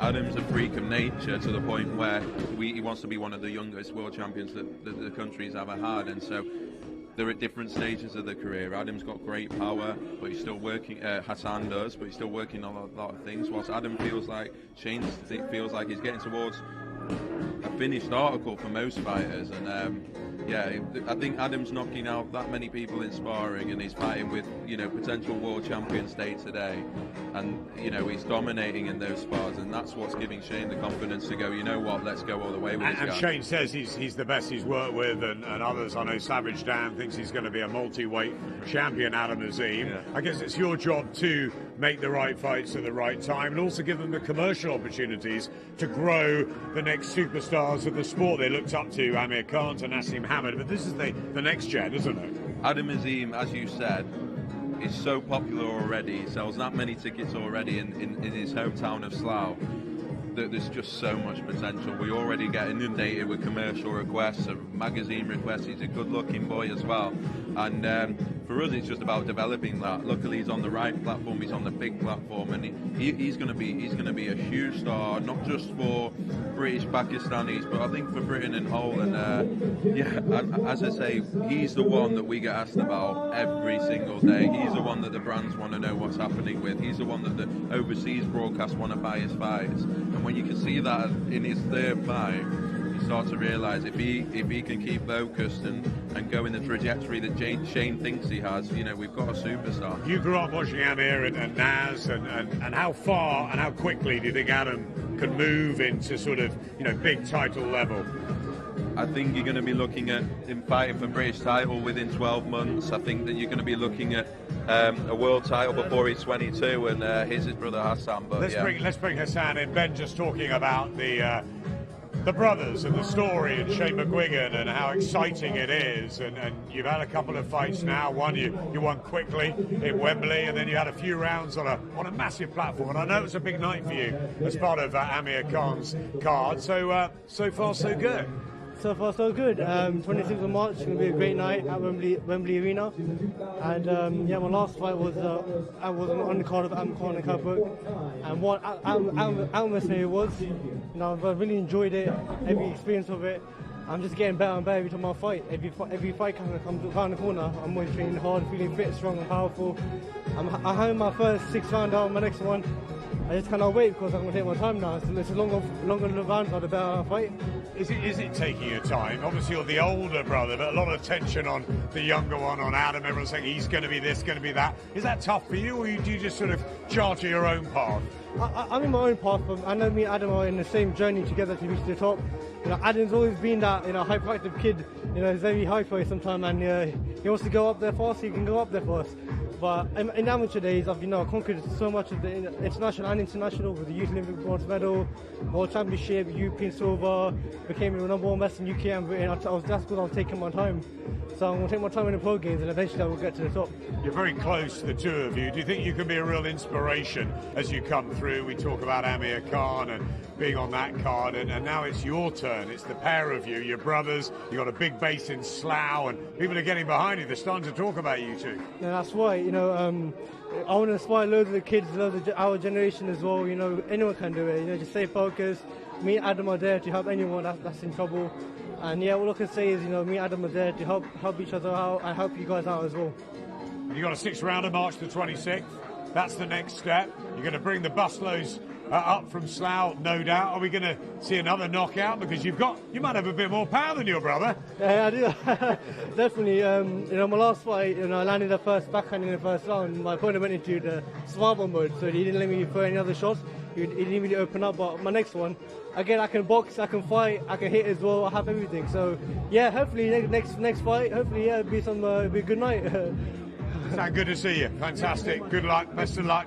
Thank you so much. Hassan, the hitman, Azim, and then also Adam, the assassin. He'll be up next. But Caroline Dubois in the ring. Let's just move over so we can see Caroline being taped up by Shane McGuigan. And this is, Caroline's a story we're so excited about. We talked about it as soon as we met each other. We wanted her, didn't we, off the back of the Olympics, and she didn't medal, but she should have done. She's born to box, and she's going to be a star.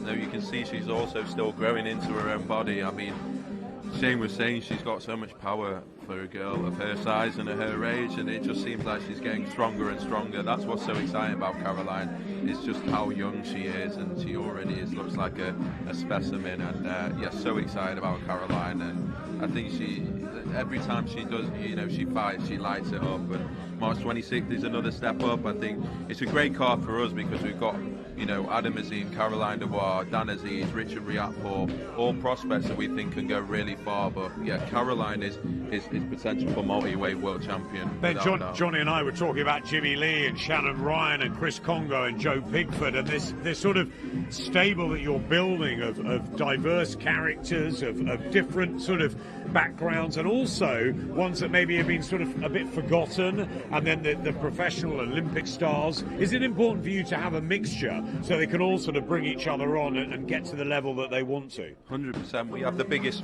platform in British boxing, and with that comes great responsibility, and you've got to make sure that you're finding the diamonds in the rough, as well as the Olympians, as well as the future world champions like Adam Azim and Caroline Dubois and Fraser Clark. You've got to find those others, and as you say, the Pigfords, the 18-0 Kongo, he's lost once to a very awkward guy but still feels he can be a world champion, and that's what we have a responsibility to do. And I think this card in particular is extremely competitive. There's 50-50 fights throughout it as well, with the English title, with RIakporhe jumping in the deep end, with Dan Azeez also jumping in the deep end, and it's about giving different fighters opportunities that deserve it. Let's talk about Caroline. What a debut she had in Cardiff. Sweet Caroline. I mean, it's made for it. Clarissa Shields on the card. Michaela Meyer watching. It couldn't have got much better. She was perfect, wasn't she, for 6 rounds? Yeah, I think what an experience for her, debuting with Clarissa Shields and how she took to that. I think she was a bit nervous. I mean, it was a massive crowd in Cardiff, and I went backstage before she came out, and she was definitely realising, wow, this is a huge scale. There's a lot expected of her. There's a lot of expectation on her shoulders, and she dealt with it brilliantly in the end and performed perfectly. And she was the one that people were asking me about after that night, and I expect her to do the same this time. Watching as ever, Daniel Dubois. Let's bring Daniel in. Come on, Daniel, come on in here. Great to see you. Great to see you. You're always here with Caroline. Yeah. It's fantastic. You're obviously really, really close, and we adore her. We think she's going to be absolutely brilliant. Tell us a bit more about how far you think she can go in the sport. Well, I think she can go all the way. She's got good training, good experience behind her. She's been to one of the best amateurs in the world, so she can definitely go all the way. She's got real style, obviously a southpaw. She looks like she punches hard as well. She's got that confidence, and you know her, obviously you've grown up with her. The dedication has always been there inside her, that she wants to be the best. Definitely, she's definitely driven herself more than any of us as well.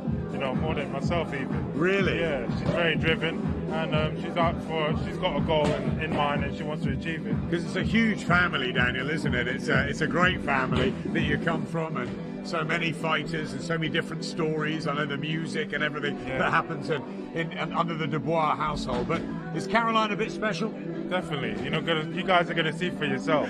No, we can't wait. We really enjoyed the debut in Cardiff and the Sweet Caroline. She's got all of that. But obviously with Shane McGuigan and yourself there's a fantastic stable with the Azim Brothers. Do you think he could bring out the best in her? Of course. He had past champions before, and he's going to have more, definitely. And finally, just a quick question about you. So what's next for you, and where do we see you this year? Well, I'm pushing for the Trevor Bryan fight. I want to fight him next, get the the world title, yeah. and I'm up for it. I want to get that one on, hopefully. New world champion for Britain this year. Definitely. What do you think of Fury and White? What do you reckon? Fury's one of the best heavyweights in the world. That's what I've got to say first. But White has got a chance. He's got a puncher's chance, and anything can happen in boxing. Daniel, great to see you. Fantastic to see you supporting as ever. I'll take that back for you. Thanks very much. Ben, let's bring you back in. Daniel saying that Caroline is the absolute star in the house, that she's the one that's always had that special quality. He said she's better than me. She's got that thing that he thinks she's going to be absolutely incredible in this world of boxing. 100%. I remember we were debating on who to sign, and fortunately we had a lot of Olympians come to us and wanting to be with us, and sitting down with Caroline, we were blown away. Honestly, she's a superstar, and it's just exciting to witness it, because I genuinely think we're witnessing sporting history by being at her first fights, because I think she's going to transcend the sport. I think she's going to change the sport. I think she's going to do things that I know she has huge ambitions outside of the ring, and what she wants to do for inspiring women, inspiring minorities to go out there and do things that aren't, people can't dream of. And I'm really excited to see where she goes. Well, we saw a lot of that from Clarissa Shields when she was in Cardiff. The magnetism that she had, she really stopped traffic, and I know Caroline looks up to her hugely, because Clarissa wants to do so much more than boxing, a bit like Serena Williams in tennis, and I think there's a fantastic opportunity. She's come along at the right time, Ben. Yeah, 100%. I think, as you say, Katie Taylor, probably coming towards the end of her career now, doing amazing things for the sport. Tasha Jonas, those girls are now coming to the end, and we're looking now for the future. And obviously Lauren Price, won her gold medal, and Karis Artingzil as well, who we expect good things from. But Caroline is special because I think, as I say, her age, what she believes in, and I think she just has an energy that's superstar. I really like the Lauren and Karis story. Lauren, yes. I think will go a very, very long way in the professional ranks. Karis from the Army, a fantastic sort of double act, and both medal in Tokyo. Unfortunately, Caroline didn't, but that's almost maybe where you could sneak in quickly and get her. Well, to be honest, I don't think anyone read too much into this. She's bloody 20 years old, going to an Olympics. She's won everything at amateur level, youth level, and that can happen over 3 rounds. But I think she was always, I speak to Shane, she was always the one Shane wanted. We know how far she can go, but as you say, huge time for women's sport coming, in the future, especially with Lauren and Karis about to turn over as well. Ben, thanks for joining us. I'll bring Johnny. Ben wanted to do a run while we wait for Caroline Dubois, because I know you're a big admirer of Caroline. Yeah, massively. I actually like her presence and how she's like a quiet assassin. She can fight. She can really fight. Got the balance, but the family, they can fight. And there's something about the tough. They just think, right. Well, you didn't hear up there. I had Daniel up here, and he's like, Caroline's the star of the family, and we thought Daniel's good. He's fighting for a world title against Trevor Bryan. Caroline's the one you want to watch for. He keeps turning up to ththis workout. Listen, the women are the boss of my family, regardless. When I was at school, my sister was the cock of the school, so I believe that. It's an incredible story, isn't it? With the dad and the immense amount of siblings, and they're all doing great things, which is fantastic. Yeah, it is. But Caroline, I am a big fan of hers. I was just saying over there, you know what? The 2 fighters that I'm really intrigued about the development of is Caroline, is Shannon Ryan, because not just because they're female fighters, because they're good fighters. Yeah. And they are good fighters. Their movement, the shot profile, the positioning, everything about what they do, I'm excited about. So I want to see that. Let's bring Caroline up here. I know you've done a workout. Tried to do a run then. I know you've got to talk. Sorry about that. No worries. How are you? I just had Daniel up here, your brother, not putting the pressure on you, but he does think you're the star of the family. He should. No, it's good. There's so many boxers in my family. It's hard to say who's the best when we all bounce off each other. We all push each other on. So no competition at all. No, it's fantastic to see them supporting you. They're always here for the workouts. Just take us back to your debut. That was a huge crowd in Cardiff. You had Clarissa Shields there as well. Michaela Meyer. No pressure on you as you came out. No. You must have been a bit nervous, no? Yeah, I was nervous, but it was a mega crowd, mega atmosphere. I'm so happy you guys put me on the show. But to be honest, I felt like with Clarissa Shields being there, she helped take some of that pressure off me, so it was cool.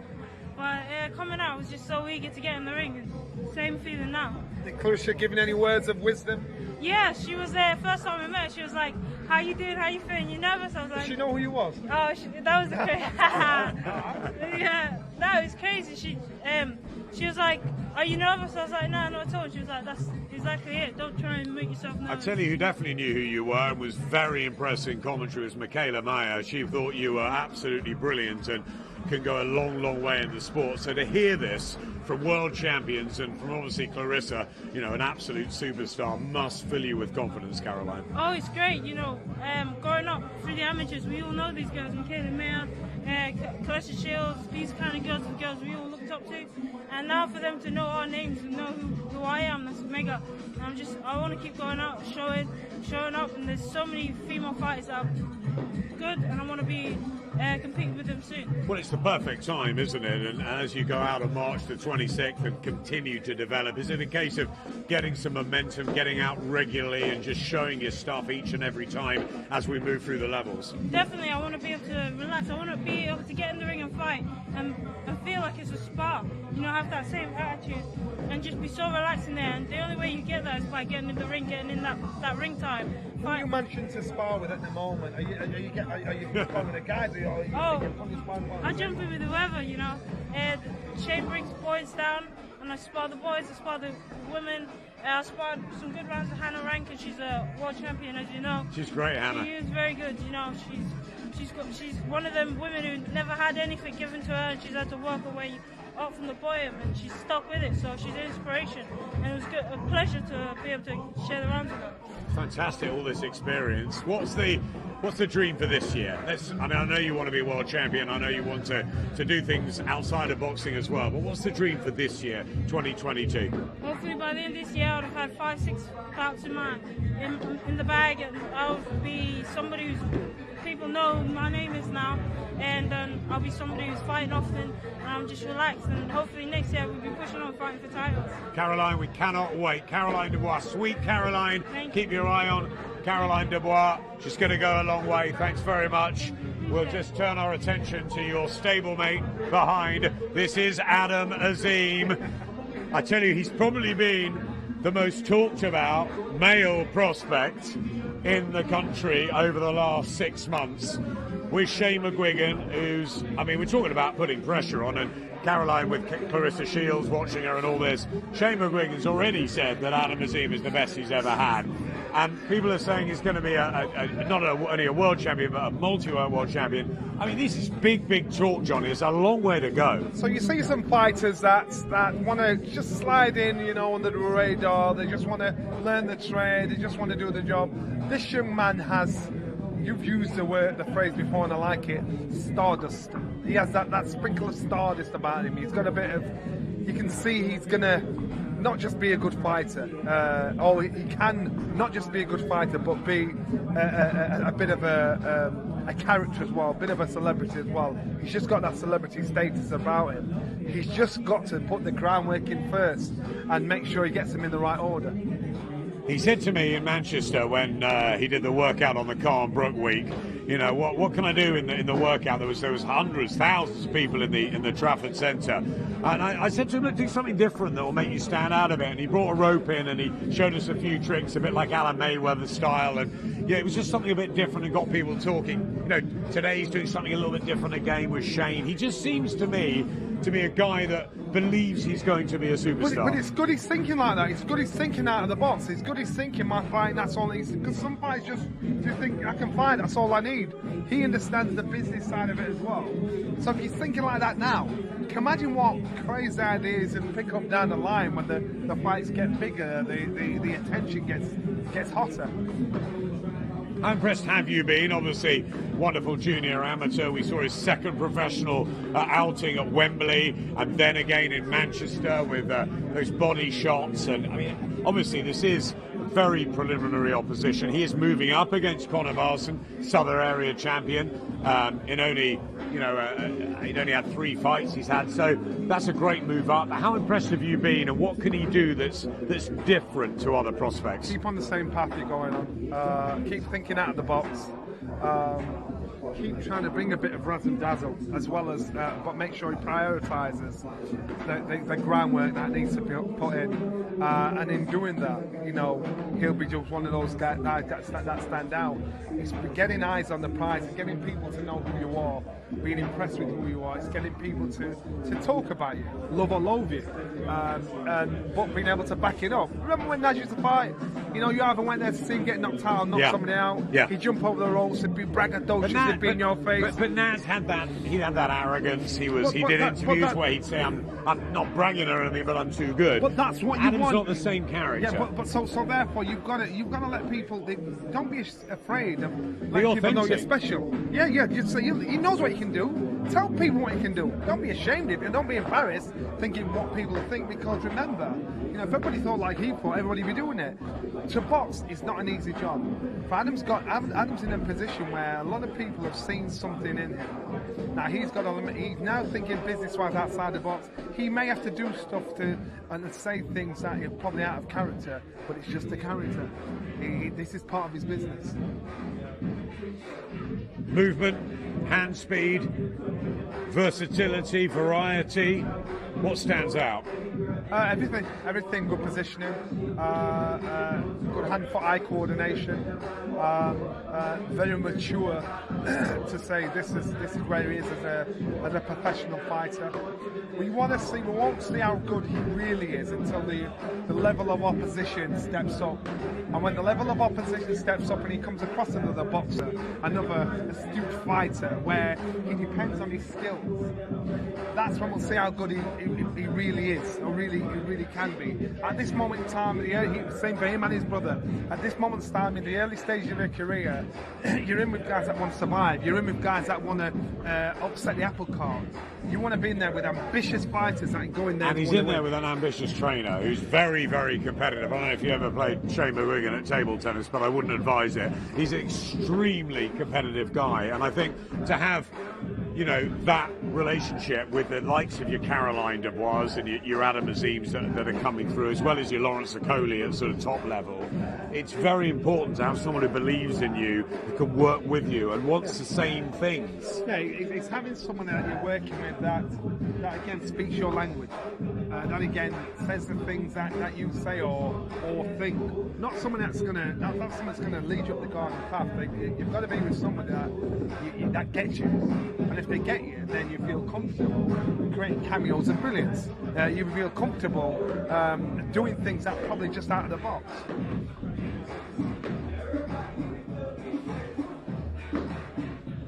I just love watching him in and out the ring. I do like watching him. That's what I'm saying. He's got something special about him, and we won't know how truly good he is until the level of opposition steps up, and then we'll see how good he can box. He is stepping up. He's not going to fight.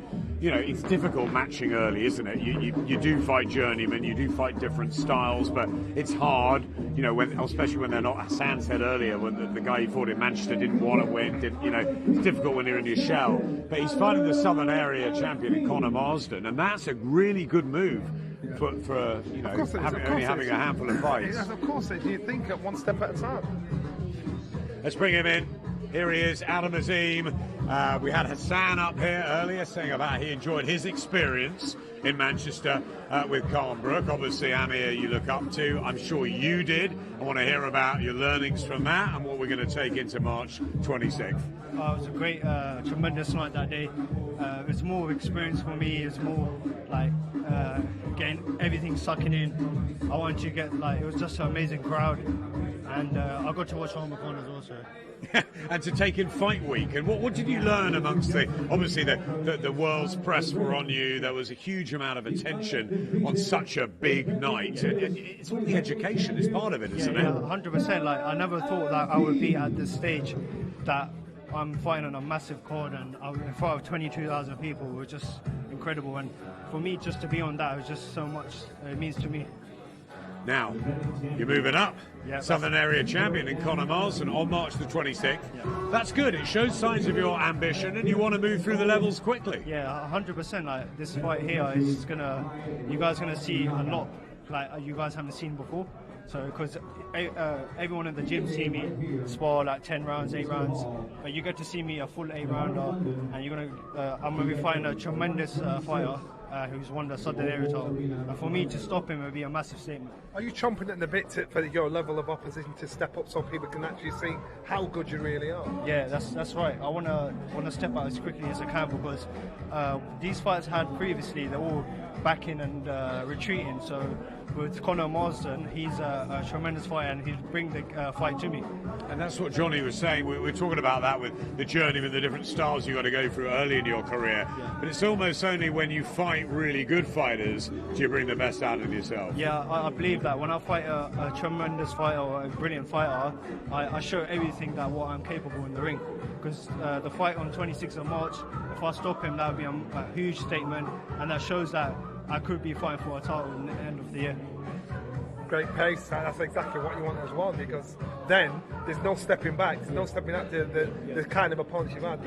It's development, it's better fighters and a fast strike. Yeah, that's right, 100%. Like a lot of people want to see me step up, a lot of people want to see me progress, and the way it's going tremendously very well. And I've got Shane as my trainer, and I'm gonna just listen to him and focus and try to get that stoppage. Shane believes you're the best. Many others think you're going to be a world champion and maybe even soon. You're probably the most talked about young fighter in the country at the moment. How are you taking that all in? I know you're a Liverpool fan. I know you like the cricket. I know there's other interests as well. Are you keeping yourself, firmly on the ground? We talk about Amir and Naz, and they charted their own path. But what's Adam Azim's path? My path is to become the youngest world champion, do a lot huge stuff for the British boxing. And it's just like, obviously, Amir Khan and Naseem Hamed, they have probably had this early of their start of career before, and they just stay grounded and look where they are. That's what I have to do as well. Stay grounded, stay focused. They all can talk about me, but when I get in that ring, I've got to show what I'm made of. Fantastic. Adam, well done for the workout today. We look forward to March the 26th. The step up for Adam Azim, the assassin, against Conor Marsden, Southern Area champion. Thanks very much, Adam. We've got Dan Azeez in the ring now. We'll see you soon. Liverpool win the quadruple. Well, who knows? Maybe. Johnny, let's have a look at Dan Azeez.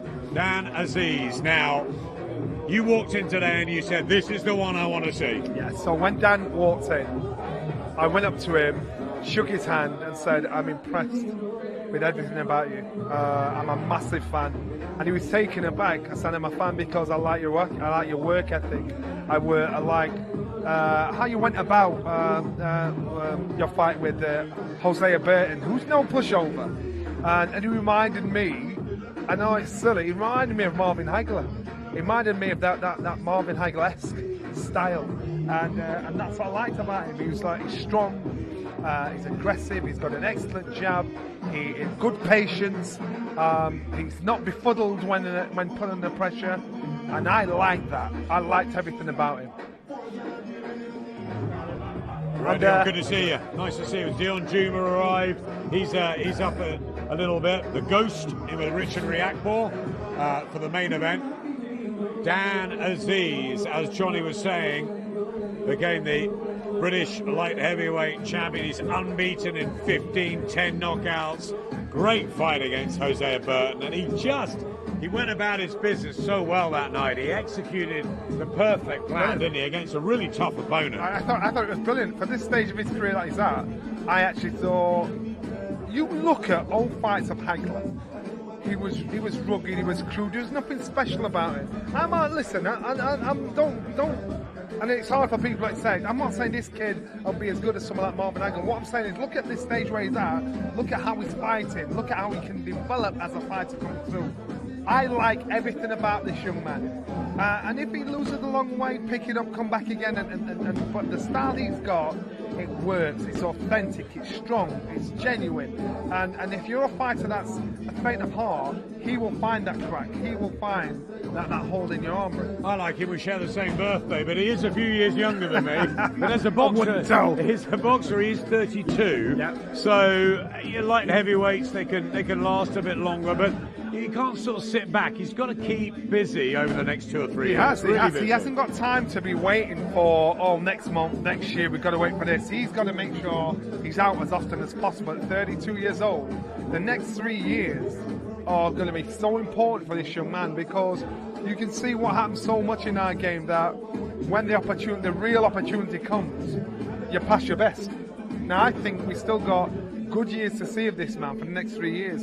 That's when we're going to see him reach his pinnacle, within 3 years' time, and so he's got to make sure he's fighting. Every fight means something. No little pushovers. He's got to make sure every fight means something. We lost Ben Shalom and John Wishusen. They're just putting the final touches on the match for Dan Azeez for March the 26th. We believe it's Matthew Tinker from the Dale Youth, who's unbeaten himself, now based out in America, and he beat Adam as an amateur. So there's a bit of revenge here. It's another battle of the unbeaten, just like the main event, and it's another good step there. So this will show us the development, how much he's developed. I boxed a guy in my first defence of the British title, a guy called Ian Bullock. Ian Bullock beat me. I got disqualified against him as an amateur because I was holding on that much. This guy was roughing me up. He was manhandling me. And then I couldn't run. He didn't give me space to run. And then we turned professional. When we turned professional, somehow, I think he had the British title, lost it to Andy Strong. I won the British title. He couldn't believe his luck. He had a chance to fight me, a guy who he beat in the amateurs. So he had a chance to fight me for my British title. Not realising I'd developed, I'd changed, I'd got better, I'd become a better fighter then. Dan is going to be in that same position. When he gets in there, his opponent's going to think, I've had your number before, let's see how much you've improved. So that fight on the 26th will tell us how much he's improved, because he's in against a man, a Morgan man, that's got his number. He's got a lovely smile, he's got a good way about him. He was giving tickets away to his fans for that Hassan Burton fight. He's a really good story, is Dan Azeez. Chief support to Richard RIakporhe and Deion Jumah. We've also got an English title fight on the night, Conor Green and Harry Scarf. It's an excellent night at Wembley. We're pleased to be back at March the 26th. We'll bring Dan over shortly for an interview. While we wait, Johnny, this light heavyweight division, for the likes of Callum Johnson and Anthony Yarde, it's fantastic, isn't it? It really is. Without a doubt, and domestically alone. Joshua Buatsi, I mean, that's the one you've been... Yeah, that's what I'm saying. Domestically alone, yeah, we could have so many exciting fights, because when you've got a dance partner, just 1, 2, 3 or 4 or 5... Craig Richards. Again, these fights, as long as they can be made, the light heavyweight division can be a great division in our country. We've seen divisions that have took the spotlight, super middleweight, but if you've got fighters that think they are the best, that can be made. I used to love the light heavyweight division when we had Crawford Ashley and Clinton Woods and Mark Prince, and brilliant. Yeah, exactly. Look, Callum Johnson. Are we talking about him? Callum Johnson. But he's still there. He's still in the mix. But again, Callum Smith. Callum Smith. That's a bogey, man. So these are good fights that can be made, and if these fights can be made, then it's going to be exciting. Yep, Callum Smith moving up to light heavyweight. There's such a busy, bustling 12 stone 7 division, and this man impressed us so much. British champion Dan Azeez, a return to Wembley where you had your breakthrough night. I bet you can't wait. I absolutely can't wait, and I hope now when you mention that 12 stone, my name it comes out of your mouth, Johnny. It's going to come out a lot. You know what I mean? Yeah. That's a thing. You tell him. No, definitely. But yeah, no, I'm happy. I can't wait. It was a very emotional night for me. I was very happy, and now I just want to get in the mix. I'm happy that I signed with Sky, because Sky and Boxer, because they want these domestic fights. We just had a lovely one the other day, Amir Khan and Kel Brook. So yeah, man, I want to emulate this. I want to, fight my domestic peers and give fans good fights, man. We heard it might be Matthew Tinker on March the 26th, who's an old amateur foe. I believe he got one over you in the amateurs. He's undefeated, I think, based out in America. If that happens, are you excited about that one? I'm very excited about that, because truth be told, he gave me a pasting in the amateurs. Wow. So now I want to... Same story I was telling you, Alex. So now I definitely, as soon as his name was put in the mix, I said yes. because he needs to know that this is a different animal. So, you know, all these guys that I've boxed and I've beat for titles, in the amateurs, they were all the top boys. I couldn't even, you know, lace their boots. I was telling Adam the same story. In the amateur, they got beat by a guy who manhandled me. Ian Bullock manhandled me. Won the British title. We turned pro. He was to fight me for my British title. He was coming in thinking, I've had this boy's number again. 100%. But they don't realise that the development between then and now, and the way you're talking, the hunger you're showing, you know, maybe someone's in for a big surprise come Saturday night. No, and that's how I'm looking to, you know, that's what I'm looking to show. Like I said, in the amateurs, he was a top boy. He schooled me, and now I'm looking to return the favour in the emphatic style as well. I love fighters who are honest. That's absolutely brilliant. Yeah, no, Dan, for sure. you've got it is a great division. Yeah, the likes of your Boatzis and your Yards and your Johnsons, your Callum Smiths, your Craig Spider Richards. I mean, it's a who's who, isn't it? For sure. At domestic level, and then of course if you go up, look what Canelo's doing with Bivol. Must be exciting times to be involved. Very, very exciting times. You know, you've mentioned some of the names there. One of the titles I want to get, I want to be able to say I was British and Commonwealth champion. We know he's got the Commonwealth title, so fingers crossed we'll get Tinker out of the way. He's not no mug. He's a tough fight for anybody. And then, yeah, that's the direction I want to be looking in. Fantastic. Do you think you can go all the way? Johnny loves you. 32 years of age. There's no time to waste, obviously, but it is the light heavyweight. So what is the plan for 2022 and 2023? And do you think you can go to world level? Yeah, for sure. As long as I just keep learning my craft, you know, taking it step by step. You know, a lot of people, they'll win the British and think, yeah, shoot straight to... you know, I can mix it at world level. No, I take my time, but whatever age I'll reach to get to world level, that's the age I'll reach. You know what I mean? I'm not going to force it. You know, I'm going to keep doing what I'm doing, and God willing, by the time I do get there, I'm ready and I can stay there and mix it up. You've had that education. Exactly that. And that's why I took the traditional route when I turned over. You know, I made sure I was the best in the south of England. Then after I went for the English, beating an undefeated guy who again was on the GB squad. I couldn't tie his laces when we was in the amateurs. Schooled him real easy. Do you know what I mean? And then I had Hosea Burton, ABA champion as well. Yeah, experience. And I'm just showing my development. And you know, I don't like to talk so much, but I'm showing it in the ring, so yeah. I want to ask you one final thing, because the night before he put on his best performance against Jose Burton. Dan offered a couple of tickets to his fans. Yeah, for sure. And we did a little video, and you were so chilled and relaxed. I thought, he's got a fight tomorrow night, and he was still. Are you going to be giving him the same treat out? 100%. Again, I thank everyone that gets behind me, so that's my way of giving back. Do you know what I mean? And luckily enough, on that day, it was a young amateur that I knew that won the ticket. So it was like a dream for him to watch me win the British title. Did he enjoy it? Yeah, exactly. VIP. So hopefully we'll do another one. Maybe we'll get Johnny to handpick this time. Fantastic. Well done, Dan. Dan Azeez on March the 26th. You don't want to miss him. A British light heavyweight champion. Thanks. Whatever you do in your career, big respect. Massive Thank you very much, Johnny. Good man. Cheers, Dan. Take care. Dan, our chief support to this. Deion Jumah's big opportunity to gate crash the scene.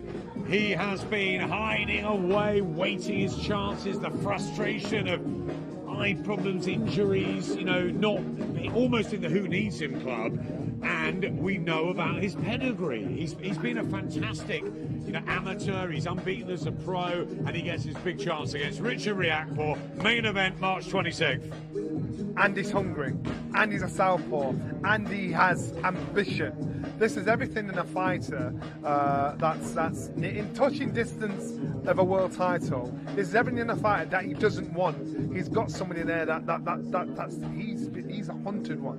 RIakporhe cannot afford to have a below par performance here, because there's added hunger and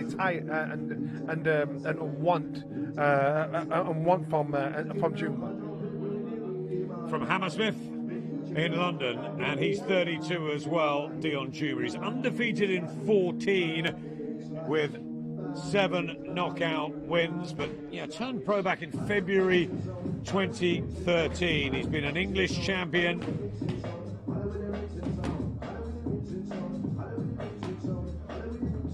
again, he's not an awkward southpaw looking at him on the pads. Yes, that stance is there, but it's not an elusive, awkward southpaw. And again, it's back to this argument of you have southpaws that are pretty average, that have that southpaw style, but that aren't that awkward to hit. But then you've got those southpaws that are just like ghosts. He calls himself the ghost, and so as a southpaw, if he has got that original, authentic southpaw style, I'll understand exactly why they call him the ghost. From what I'm seeing on the pads, it looks pretty static, looks pretty strong. Plants his feet to let the shots go. Confident and cool. He's got some smarts in his corner, so he knows exactly what he's going to do. Yeah, we know Gary very well. Good fighter back in the day, and an excellent trainer and boxing connoisseur. And Dion's got wins over Wadi Camacho. He stopped in 5 back in September 2019. Sam Hyde as well. But this would be a career best win for the Ghost, wouldn't he? He's 6'1". As he says, a southpaw, so he's tricky, but Richard was training for a southpaw in Churchy. And as a cruiserweight in this day and time, he's pretty small. As a cruiserweight, he's small. And so he's got to make sure he uses his disadvantages to the best of his ability. Richard's tall. Richard doesn't let his shots go freely yet. He's doing slowly but surely. He's got him with his coach. What's his coach called? Richard's Richard's coach. Oh, Richard Angel Fernandez. He now is trying to loosen him up a little bit. He's going to take advantage of this, Dion's going to take advantage of the flaws that are still there in Richard's style. It's a late change, so it's a change for Richard. It's also a change for Dion, who was going to fight Mikhail Lawal, who had to pull out through COVID. But it's just it's the way it's worked out. It's actually almost a better attraction, isn't it? Hey, listen, they're all the Isaac Chamberlain's out there, and he's another one. That's another fight. That's another testing yardstick for he's done well, hasn't he, since the Cody defeat? Well, so you've got to think we cannot ignore him. Jordan Thompson, the one that Matchroom have got. I like the look of him. So in the cruiserweight division, there are fights out there domestically. If you want to tidy up, do what Lawrence Colley's done. Tidy up your business at home, then look forward. And that's what these guys have got to do. Chris Billham-Smith, of course, and we quite like to see that. Yes, rematch with RIakporhe. That's what I'm saying. But the thing is, Richard RIakporhe has the excuse to say, I've done that job. Let's talk it later. I suppose it's like. I like to see it again. Yeah, I understand that, but it's like talking Anthony Joshua against Joe Joyce. It'll benefit Joe Joyce that fight. Would it really fit Anthony Joshua? No, because he's looking in a different direction. So for these guys here, they've got to try and clear up their business domestically, because they're all queuing up now. It's nice to see so many decent cruiserweights that at domestic level that we can have some good fights with, as long as the fights are made. It's a massive opportunity for the Ghost in his home of London, and it's an all-London derby as well against Richard RIakporhe. A lot of people talking about RIakporhe. Can this man derail him? Deion Jumah.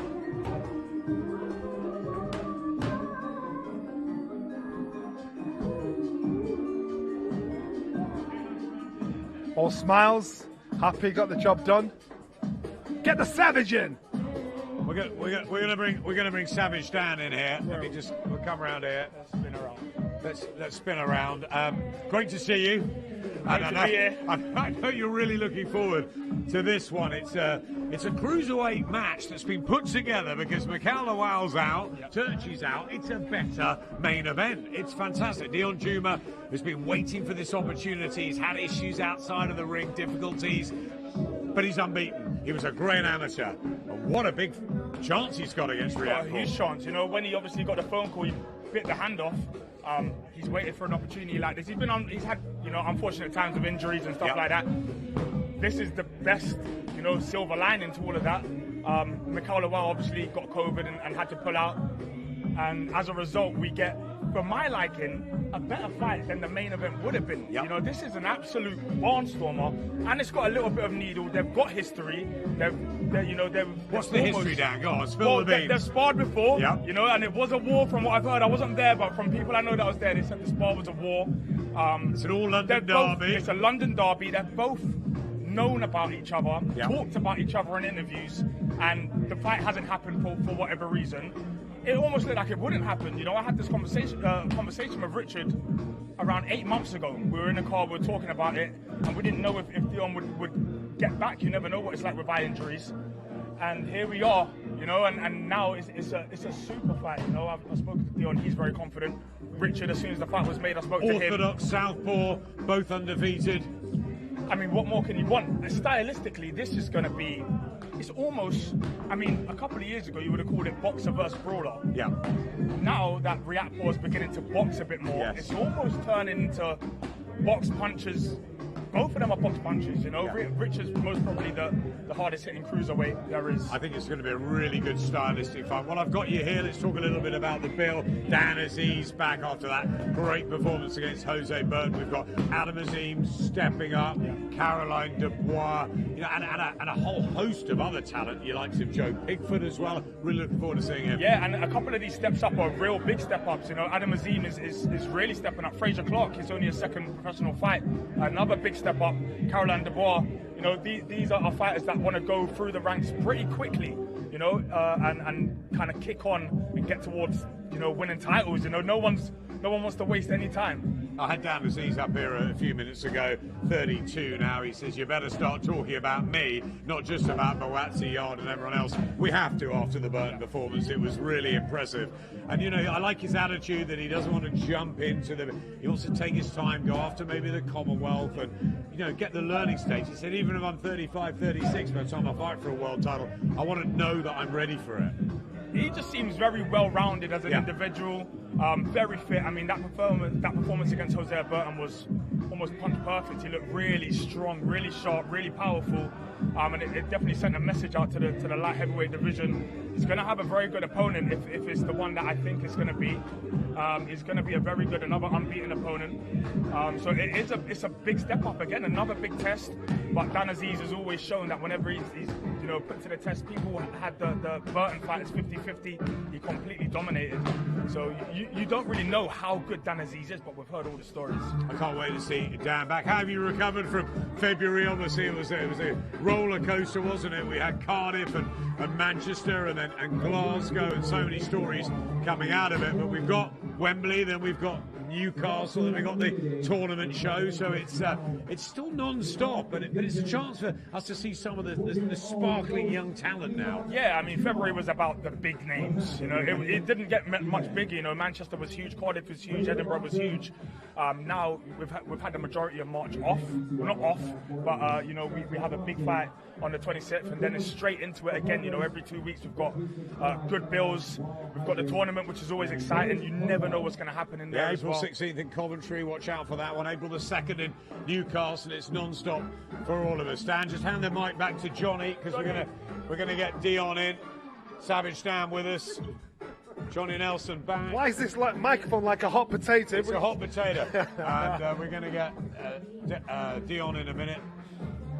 I mean, he's really up for this, and Dan was just telling me that the sparring that they had, there was a little bit of heat.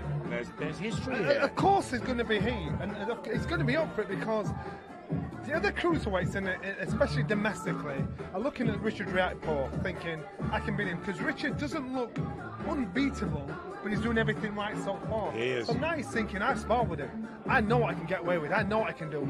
Fighting and sparring are two different things. Gloves are smaller. Venom's different. Hunger's different. There's no catching anybody out. He's going over to the DJ, but we want him round here. Because that DJ's doing a great job. No! Dion! So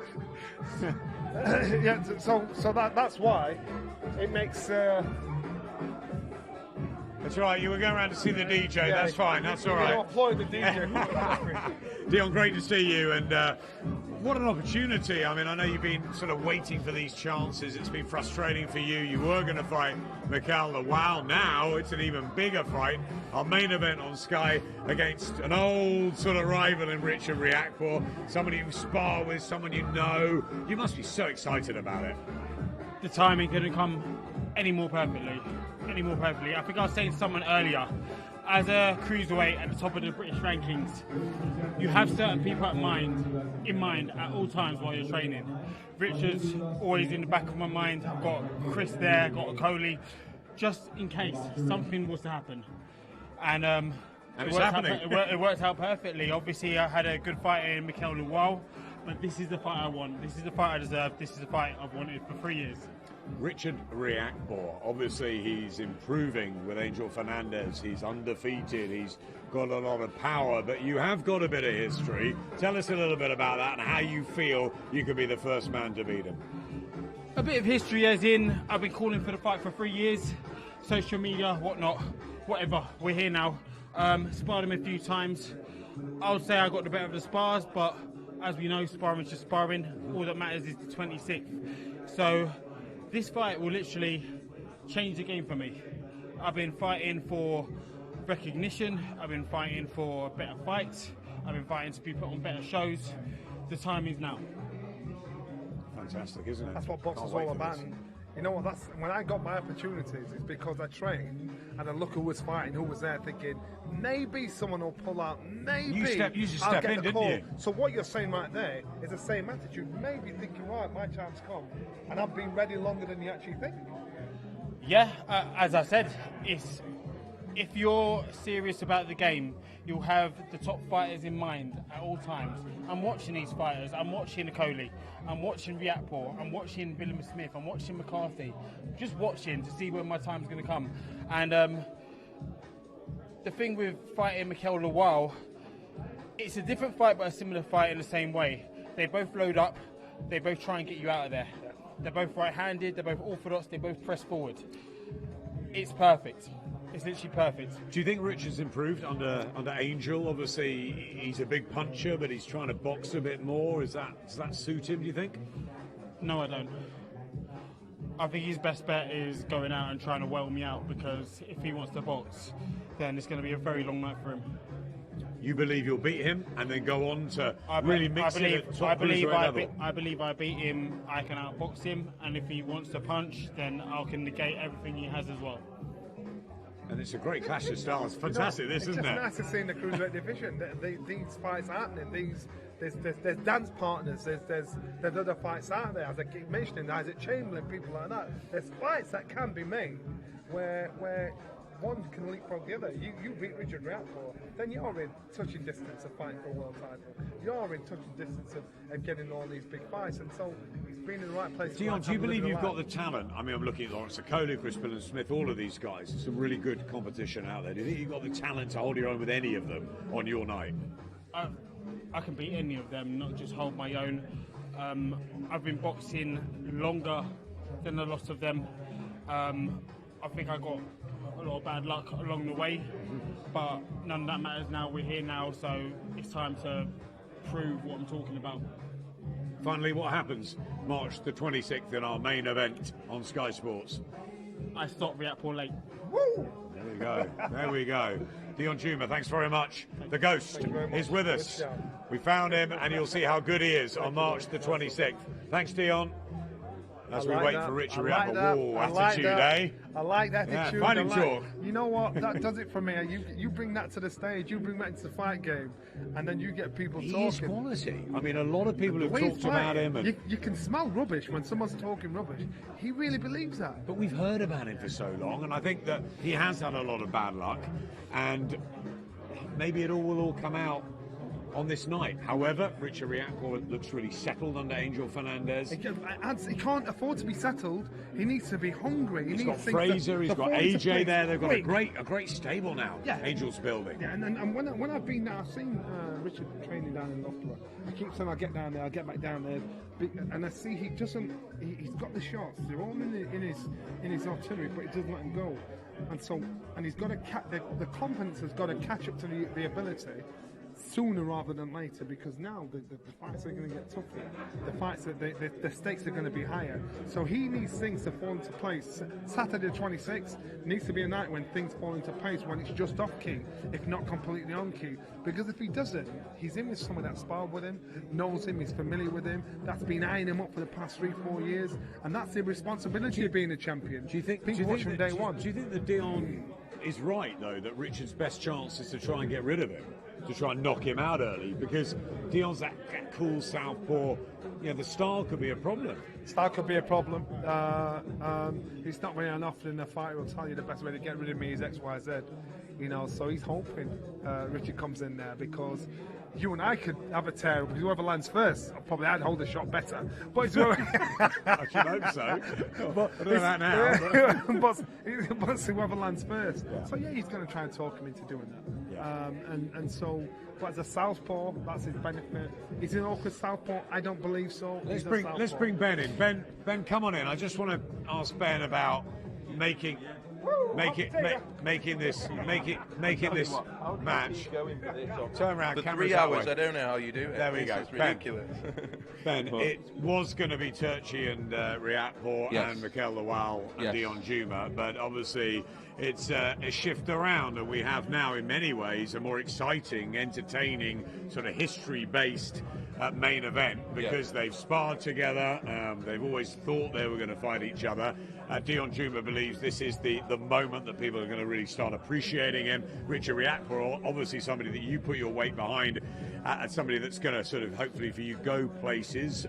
Why make the match? It's great for us. Yeah, it's great for the broadcaster and great for the fans. I think, look, we were sort of stuck with the situation. Richard had lost his opponent that was going to take him to number 2 in the IBF rankings, and that's where we want him to be. We want him to win a world title in the next 12 months. But, we're left with a position where Mikel Lawal, our other cruiserweight, pulls out, who was meant to fight Dion, and it just became the obvious match to make. And look, for Richard, it's a tough fight. It's almost a lose-lose, because he's expected to win, but he's against one of the most avoided British guys in the cruiserweight division, and he's beaten them all before. I mean, he's beaten Jack Massey, he's beaten Sam Hyde, he's beaten Chris Billon-Smith, Tommy McCarthy. He's been here before, and we feel like he's a better fighter than then. He used to blast through opponents, but he's been with Angel Fernandez the past 2 years, and this is an exciting fight to see how far Richard really has come. Dion thinks that could be a real problem for him, because he thinks that his best chance, RIakporhe's, is to go and try and blast him out. He thinks that over a long sort of 12-rounder and the course of sort of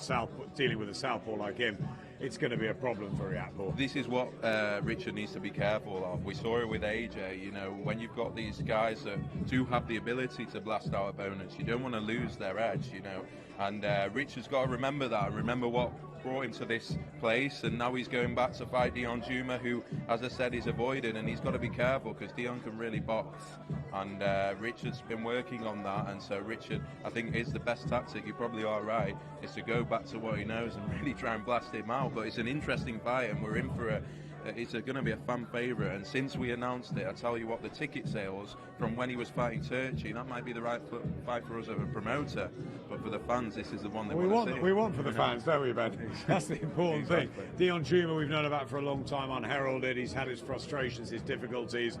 Can he put it all together on March the 26th? For Richard RIakporhe, he's now got the experience around him in the stable. He's got Anthony Joshua there. He's got Fraser Clark bringing all that amateur experience. And obviously, AJ, as you said, being in with Alexander Usyk, Angel Fernandez, the right sort of trainer here, who's got to come up with a plan at very short notice to deal with Jumah. I tell you what, Angel wasn't too happy with all the changing of opponents. But he wasn't. Look, these are the tests you have to do, and look, if we think Richard can win more titles, he's got to be able to deal with guys like this, and that's no disrespect to Deion Jumah, but Richard RIakporhe believes he's up there with the Lawrence Okolis and the Cruiserweight World Champions, and so it's a tough test, and as you say, with that experience now in the camp with AJ, with Fraser, and being with Angel, it's an amazing camp they've got there now, and we'll see, it's going to be an interesting fight, but he has to come through this, and that's probably why this is a bit of a lose-lose for Richard. He's expected to deal with him, but he's fighting a very, very tough opponent. And as a promoter, what will you do with the winner, be it Richard, be it Dion? How quickly can you maneuver them to a really, really big fight? well, with Richard, we think he's 1 or 2 fights away from a world title. We have the route, we know where we're going after this, and we think we can do that within 12 months. Of course, you're a bit edgy though, aren't you? I'm not edgy. Honestly, I have a lot of confidence in Richard. I just know this is a tough fight, and I know he's taking it at late notice, so he's going to have to be extremely focused. I think the best Deion Jumah, it's a very tough fight. Very tough fight, and Dion did fight a couple of weeks ago. He's got that ring rust off now, and so yeah, it's an all-British fight. It reminds me a little bit of the Coley-Chamberlain fight, where it's 2 London cruiserweights, and there's a lot of interest in the city of London, and Richard's got to come through this. I tell you what it will do, though, for Richard, from a popularity point of view and from ticket sales and from numbers watching his fight, this is far more important than Fabio Turchi. He's getting real momentum, isn't he, with the Crystal Palace support too. They've got a big game tonight, and I know that he loves all that, and he looks the part, doesn't he? He's got the great backstory, and he's somebody... He's a model now for Burberry. I mean, what else? I know. What else can you do for him? But he's got to keep winning in the ring. He does, and he's 31 now, and this is crunch time for Richard. And he turned pro late, and he's blasted through them, and he's done it. Well, he's almost been fast tracked. I think he's only 12, 13 and 0, and his first 10 fights were very, very competitive. And this is a bit of a strange fight for Richard. He was bordering on world title contention. He now has to come back and deal with Deion Jumah. It wasn't in the game plan. It wasn't part of where we were taking Richard, but he's a professional. I credit him massively for taking this fight. A lot of people would avoid this fight. He's going to take it. He wants to get in there and show that he can just beat anyone. And 2 weeks' notice, Deion Jumah. It's a tough ask, but it's a great fight, and we can't wait. While we wait for Richard, just want to look back on February. I'm sure you've just about come back down to earth after 3 incredible weeks and big fights and real stories, the odd bit of controversy too, and everything really. And now you've got March 26th and April the 2nd in Newcastle, April the 16th with the tournament show in Coventry. So there's a different sort of feel to them. Is it about getting the young stars out, fulfilling the potential? Because obviously, you know, building a new stable as we are together, you have to take your time with some of the fighters. No, Adam Azim is going to be pushed up a bit quicker, but the others need their education. Yeah, I mean, you know what it's like. Our first show was October the 2nd, and so we almost have overachieved. Our schedule's gone off the Richter scale in terms of what it was like for February, but, you know, this is still a progressive stable. This is still fighters we need to bring through to the top. We've had an amazing February, and we want to keep to our commitment, which was investing in British stars, investing in the British sport. We've got the tournaments coming out back, and we had a great success with that in Liverpool last year. But what I'm excited about is the cards now from top to bottom will be competitive. We've invested huge amounts in the main events, whether it's Carnbrook, Eubank William, Taylor Cattrall.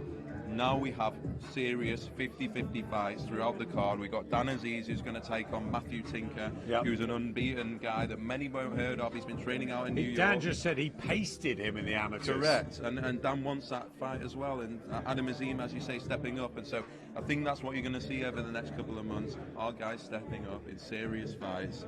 Florian Marco also against Chris Jenkins. Savannah's got to defend a world title, and then she gets the big fight with Clarissa. So there's a lot going on. There's a lot more announcements to come.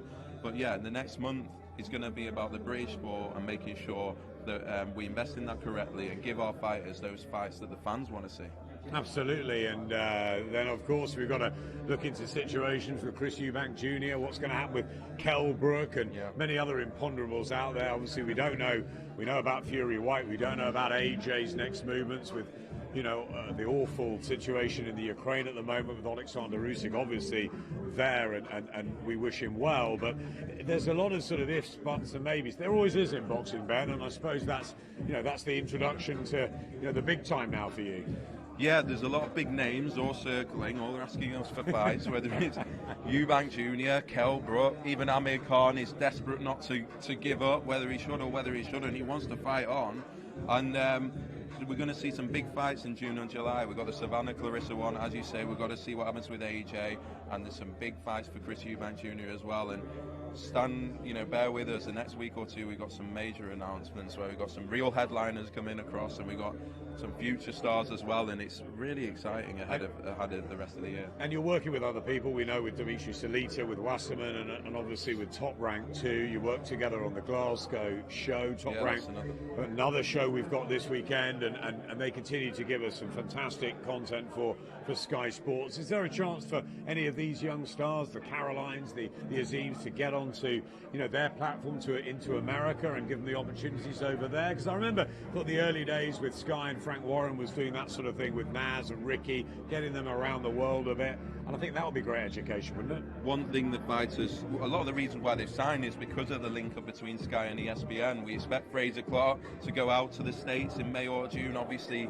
he's just had an injury that's going to keep him out for 8 weeks. I know Caroline wants to fight there. I know RIakporhe wants to fight in the US as well. And Jack Cattrall, just as you mentioned, is another fighter that is going to be circling for those big fights as well now. And deservedly. Deservedly. And so there's Josh Taylor's going to go up to 147.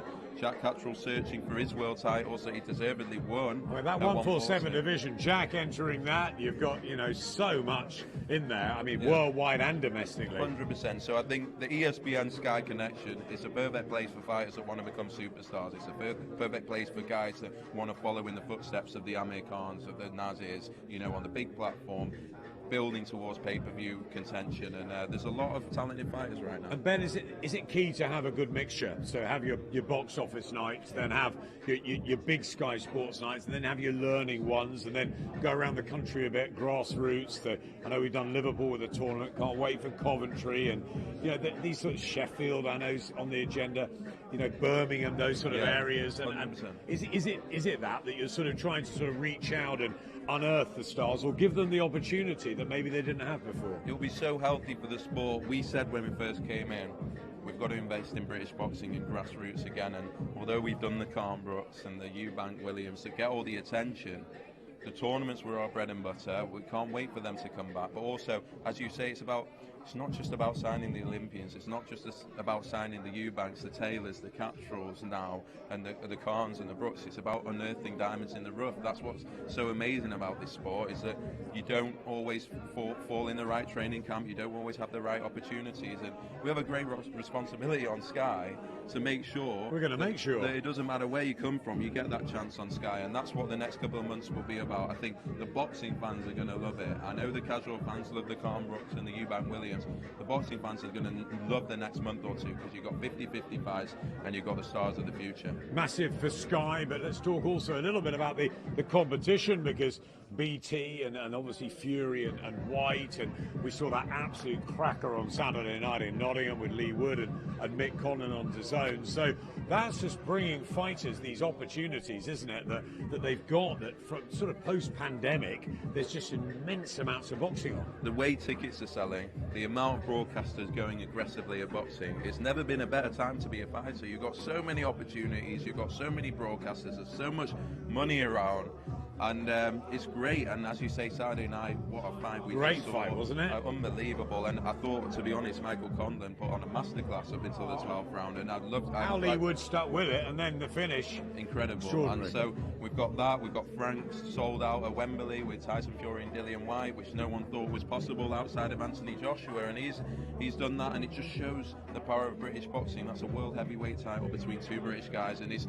filtering right down from the top to the bottom, and 3 broadcasters. And yeah, as I say, boxing fans like to complain and so do I, but we've never ever seen the sport this healthy, not in my lifetime. It's an incredible time to be part of the sport, and it's an incredible time to be a fighter. And I know you've got a background a few years in boxing before you joined us at Sky, but it is a different pace now. It is more attention on you, and I guess in the last sort of few months, have you become accustomed? Have you had managed to have any sort of rest? It's I'm sure your phone is non-stop, and just put us in those. I mean, obviously I worked with Eddie when he started up, and it must be so difficult. You're probably the most wanted man in boxing at the moment.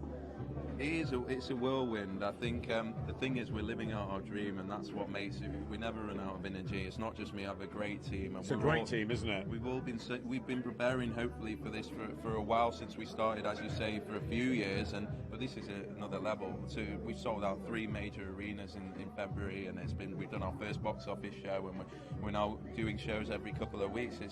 it's an incredible experience, but I just love being part of the sport, and we think we can give so much to the sport. We really do, and that's what gives us the energy, and the fighters are now getting their rewards. But yeah, being part of it's incredible, and yeah, obviously it takes a bit of getting used to, but I think right now we're getting into our stride. Sometimes we've got to fight for your time and find you. Where's Richard RIakporhe here? I think I've just seen him come Oh, in. is he come in? It's Richard. Fashionably late, is he? He is. And Angel Fernandez, obviously a massive job for him. This really is an important night for Richard. I'm sure Wembley is going to be packed out. You've got the football at the stadium, England, and then it's a great night, isn't it, for sports fans? 100%, as you say, England on Sky at 5:30. Then we're straight into the boxing at 8:30, or 7:30 on Sky Sports Arena, and then 8:30 on Sky Sports Main Event. It's a stacked card from top to bottom. We've got Chris Kongo debuting for us, Chelli debuting for us as well, Adam Azim, Caroline Dubois both stepping up, and then Dan Azeez and Richard RIakporhe in really big fights. It's a stacked night for Sky. Will you put, like you mentioned the likes of Kongo, will you put him in like Marku Jenkins? Will you then put Kongo in there and then, really match the welterweights in big fights now? That 147 division, you've got Florian, you've got Samuel Antwi, you've got Chris Kongo, you've got Chris Jenkins, as we saw, we've got the Harry Scarf fighting for the English title as well, which is a good fight. And so that division in particular, they all need to fight each other. You've got Devian Abanesian stuck on BT and Connor on DAZN, but for us, we want to throw them all in. And yeah, Florian's got a tough test in Newcastle. Let's see if he can come through that, and then Chris Kongo hopefully comes through on March the 26th. Samuel as well. Antwi was great, wasn't he, the other night? Yeah, really good fighter. And again, English titles, you have fighters, once they've had one loss on the record, they're almost forgotten about. And the same as, happened to John Doherty, and now he's back in the mix. And so that's what we want to do, is make sure these guys who believe that they can win world titles get that opportunity, despite, if they've lost awkwardly or had a bad night. Something that has been forgotten just for a few weeks has been the tournament shows. Just a line before we see Richard about the tournament shows. We're going to have a couple in quick succession. I know it's a big thing for you. 100%. The tournaments there's so many fighters that people don't see that are working day in, day out in gyms, and they just aren't getting their opportunity. And we saw it with the lightweight tournament in Liverpool, and it produced some amazing stories with Masha Dodd and Tom Farrell, and then obviously our winner Corey Gibbs, who's now signed to us. So those tournaments are special nights, and the ratings showed it. And I think it gets fight fans into the casual fans into the sport. They love it. It's 50-50. It's fast. It's action. It sells tickets. It's entertainment. And to have two of them back to back now, April and May, really looking forward to it. And I know the British board are really behind it, because they've got so many licensed fighters there who are very talented, and just there isn't enough spots for them, and I think the tournaments give them that chance.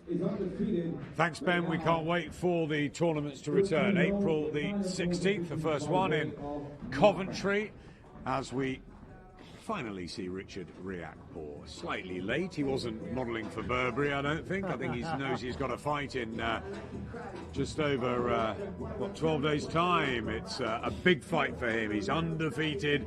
He was going to take on the Italian Fabio Turci, but no, in another southpaw comes in Deion Jumah, and these late notice changes are often troublesome, Johnny. Yes, and after hearing from Deion Jumah what he's saying, the confidence he exudes, and how he talks about fighting Richard RIakporhe, that familiarity he has, and when you get that familiarity breeds contempt, and Jumah seems to have that in what he's saying and how he's talking about Richard RIakporhe. He knows his strengths, he knows his weaknesses, he knows what to watch out for. So again, it makes this fight even more exciting for Richard RIakporhe. He knows he's looking in a certain direction to get this fight on. He can't afford a slip up. So therefore, it's about stepping your game up. Sparring and fighting are two different things.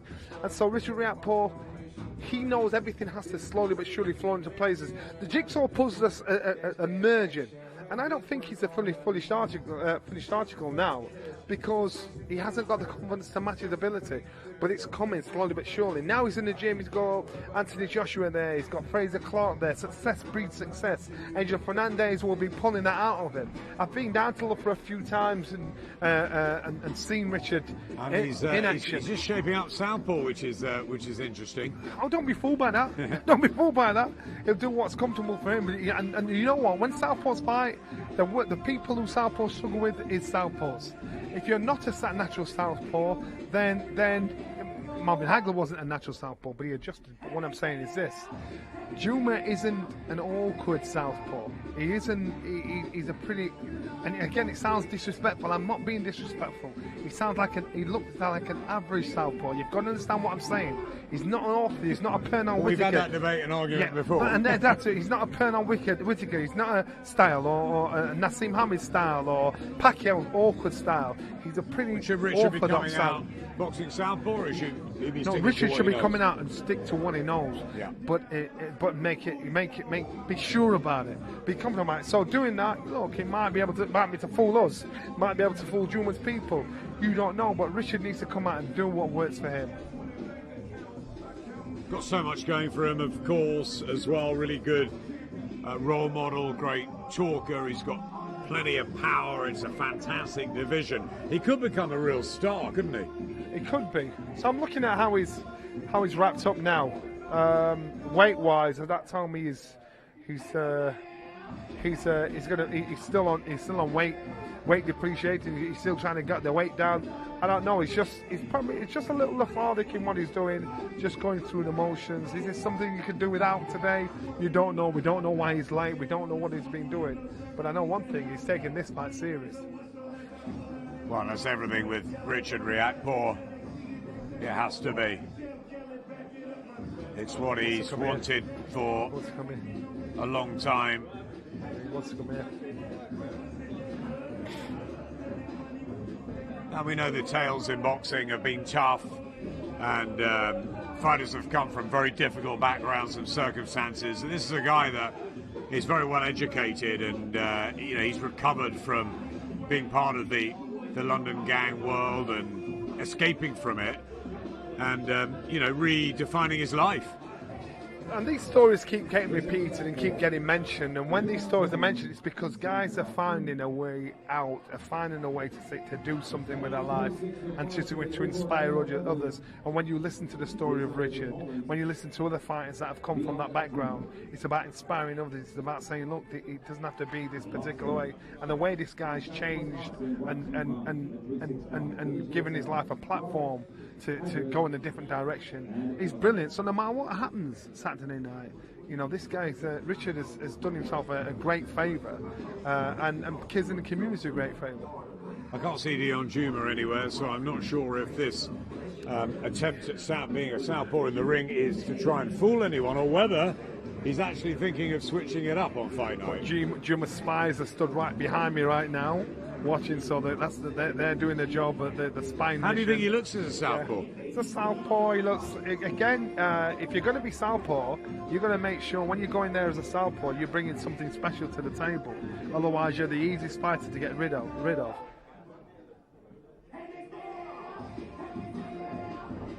It's sat down comfortably, and listen, when you go out southpaw, you've got to be comfortable in doing it. There's only a few fighters do it that are from outside our gym. The only other fighter I've seen comfortable doing that is Tyson Fury. He's comfortable coming out southpaw or orthodox. To do that, it takes confidence, it takes self-belief. Richard RIakporhe hasn't got that kind of confidence and self-belief to go out against a natural southpaw. I mean, drop it in spits and spurts, switch boom southpaw back to orthodox. But Richard has got to make sure that he uses the strength that he's got. Now look at his stance now. He stood there trying to tap and splat, tap and snap. You're going to ask him after you, aren't you, about the southpaw style? Well, of course, without a doubt. So he wants to bring something different. He wants to be able to do something different. Is this a chance for him to showcase why he believes he's a higher level to Deion Jumah? Obviously, he's beaten the likes of Chris Benham-Smith and Tommy McCarthy, and some very, very good cruiserweights already. And Deion Jumah, he believes he's a level above. You know what? And I listen. I don't know much of Deion Jumah. I know what I see in front of me is in Richard RIakporhe. I know what this young man is capable of eventually doing. My only worry with Richard is I want everything to measure up, everything to balance out, everything to align sooner rather than later. I want him to think, right, this is what I can do. So what we're saying here, he's comfortable to say, I'm southpaw. I'm going to go in there southpaw and block, stop, stand in front of him. You know, you do that with conviction, he'll do an amazing job. But he's got to be sure what he's doing. He's got to make sure he's doing it for a reason.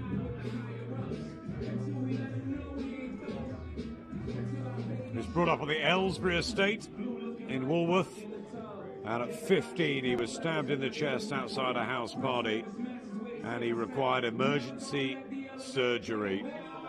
Late to boxing, was with the Lynn ABC from the age of 19, and he also studied at college, moved on to Kingston University in London, earned a degree in marketing, communications and advertising. It's a fantastic story. Richard RIakporhe, how far can he go in the sport? Ben Shalom was telling us he's only a fight or two maybe away from a world title shot. Do you think that's true? Yes, I do.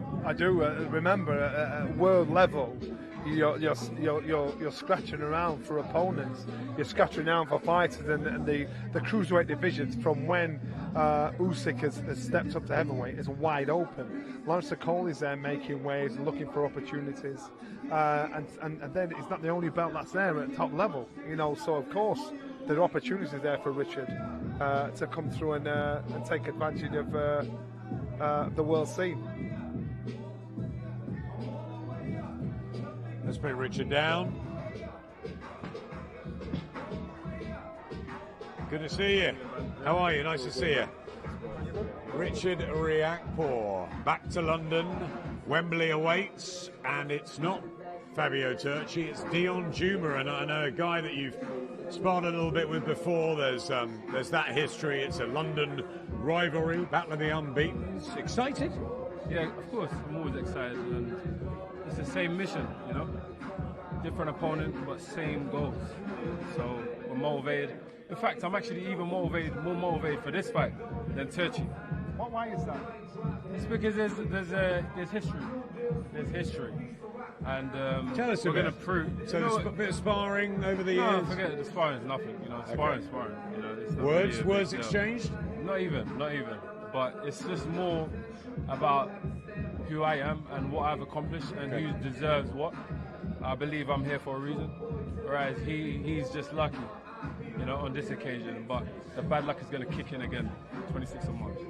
Why southpaw there? Is that to fool his camp, or is that something you're really considering? We noticed what you're doing. Whose team are you on? There's no sides. Okay, no, it's just I like going southpaw every now and again, you know, just practicing. You know, you have to be versatile in this game. Dion came up here from Johnny. Dion came up here and spoke a great game. Spoke a complete confidence, saying basically he's been hunting for this for 3 years. You know, this is probably your mistake rather than his. He's been waiting all that time.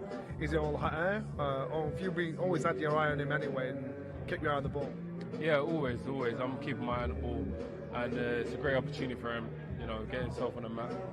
And I'm just doing what I need to do. That's the most important thing, and that's what I'm focused on.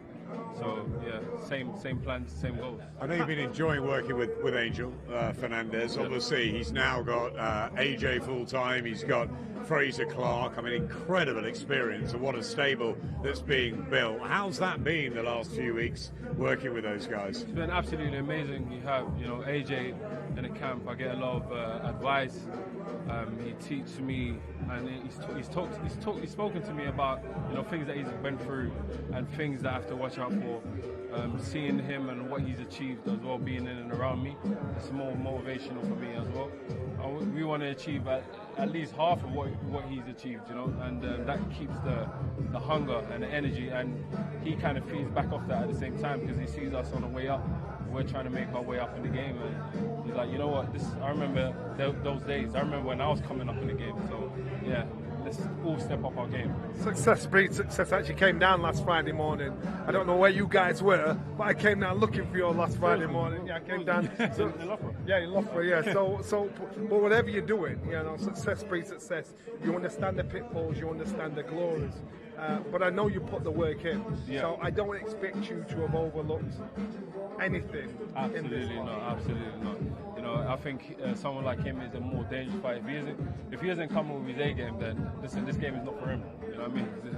When Shannon believes that the midnight train rolls on and that you'll get a world title shot maybe in the next, couple of fights, is that the right thinking, the right Absolutely. time frame? It's a few fights away. Who do you want? Anybody. There's a lot of names there, and we fancy our chances against everybody. First of all, what happens on March the 26th against Deion Jumah? Win by any means necessary. Someone's those got to go. Yeah. Win by any means necessary. By any means necessary. Now the Eagles are on tonight. Big game against Man City. Big game, Man City. You're not going down, are you? Watching on the telly? Or? No, Ben was messaging me saying we should head down, but I it's a bit close. Focused, it's quite. Yeah, it's too close. Bed early, 8 o'clock. Yeah, that's it. So we're going to stay up, head straight back to Loughborough and stay in the zone. Richard, we wish you well the next few days, and we'll see you March 26th. Yeah, Richard RIakporhe in with Deion Jumah on March the 26th at Wembley. Thanks, Richard. Send our best to AJ and to Fraser and everybody. Fantastic. I mean, he looks ready, doesn't he? No, the problem is he can't fall in love with fighters, but I can't help it. He's a good kid, he's got good hunger, he's got good attitude, and it doesn't matter what he does in his career. Yeah, I love the attitude, I love the message. Here we go. So when we were stood there, remember when we just stood here, we had Dion stood there. Size-wise, Dion is not the biggest of cruiserweight. You look at Richard is. So Richard has a reach, he'll have the natural power. But now it's about, he's got that natural confidence. You've got somebody who's got a hunter's mentality. He'll be looking at Richard thinking, you know what, I want where you are. The responsibility of being a champion, to be the one at the front of the queue, it's staying there. It's staying there, and it's a big responsibility. I don't think these guys have actually. Said a word to each other as yet. But I've sensed a little bit of spike from. I think there is from Richard, and a little bitterness from Dion. Yeah. So this fight will be a lot better than we think. There's a bit of needle here. This is fantastic. Richard RIakporhe and Deion Jumah. Well, the next time they come together will be at the press conference, no doubt, on the Thursday of Fight Week, March the 24th. Their big week next week. Looking forward to it in London. You know what? I don't miss fighting. I don't miss fighting, but I miss the tenseness. There's a bit of tension here, isn't there? And I like that. And then you're gonna watch these guys when they don't realise they're being watched, who's where, who's doing what. Look at the coaches, look at the atmosphere. There's no Angel around. Did Angel need to be here? Probably not. Richard's confident and comfortable enough to come down without him. I think he's straight back up to Loughborough. Straight back up He's to not going Loughborough. to sell her spark tonight, we know that. No, he can't do that. I don't like. No, I said, don't be doing that. No, it's a bit I'll close. probably go and check him out in training camp. I'm sure he'll be watching. He's a massive Palace fan. So, final thoughts about what we've seen today? I'm excited. I'm inspired. I think Sky and Boxer have got the right idea now in regards to giving fighters a chance to elevate their platform. Good fights are on the show. Potential stars on the Southpaw, male and on the show, male and female. And again, it's a chance for fighters that never had a chance before to be seen, to have the spotlight on them. Richard RIakporhe, Deion Jumah. I think that actually makes the main bill better than it originally was. And again, it gives it something special. Yep, look out for Shannon, Orion, Jimmy Lee, The Problem. We've seen them all today, the Azim Brothers, Caroline Dubois too. But Dan Azeez, chief support. Cannot wait to see him back, the British light heavyweight champion. And main attraction. My favourite, Dan Azeez. Dan Azeez. I love him. I love Dan Azeez. Obviously, apart from Richard, but all fighters I'm impartial, so I don't get. Main attraction. is Richard RIakporhe against Deion Jumah. Battle of the British unbeaten cruiserweights. Join us at Wembley. We'll be back for the presser, for the weigh-in and everything in the build-up to the 26th of March. We'll see you then. From Johnny and I and everybody that's joined us, goodbye from Glazers Hall on the South Bank.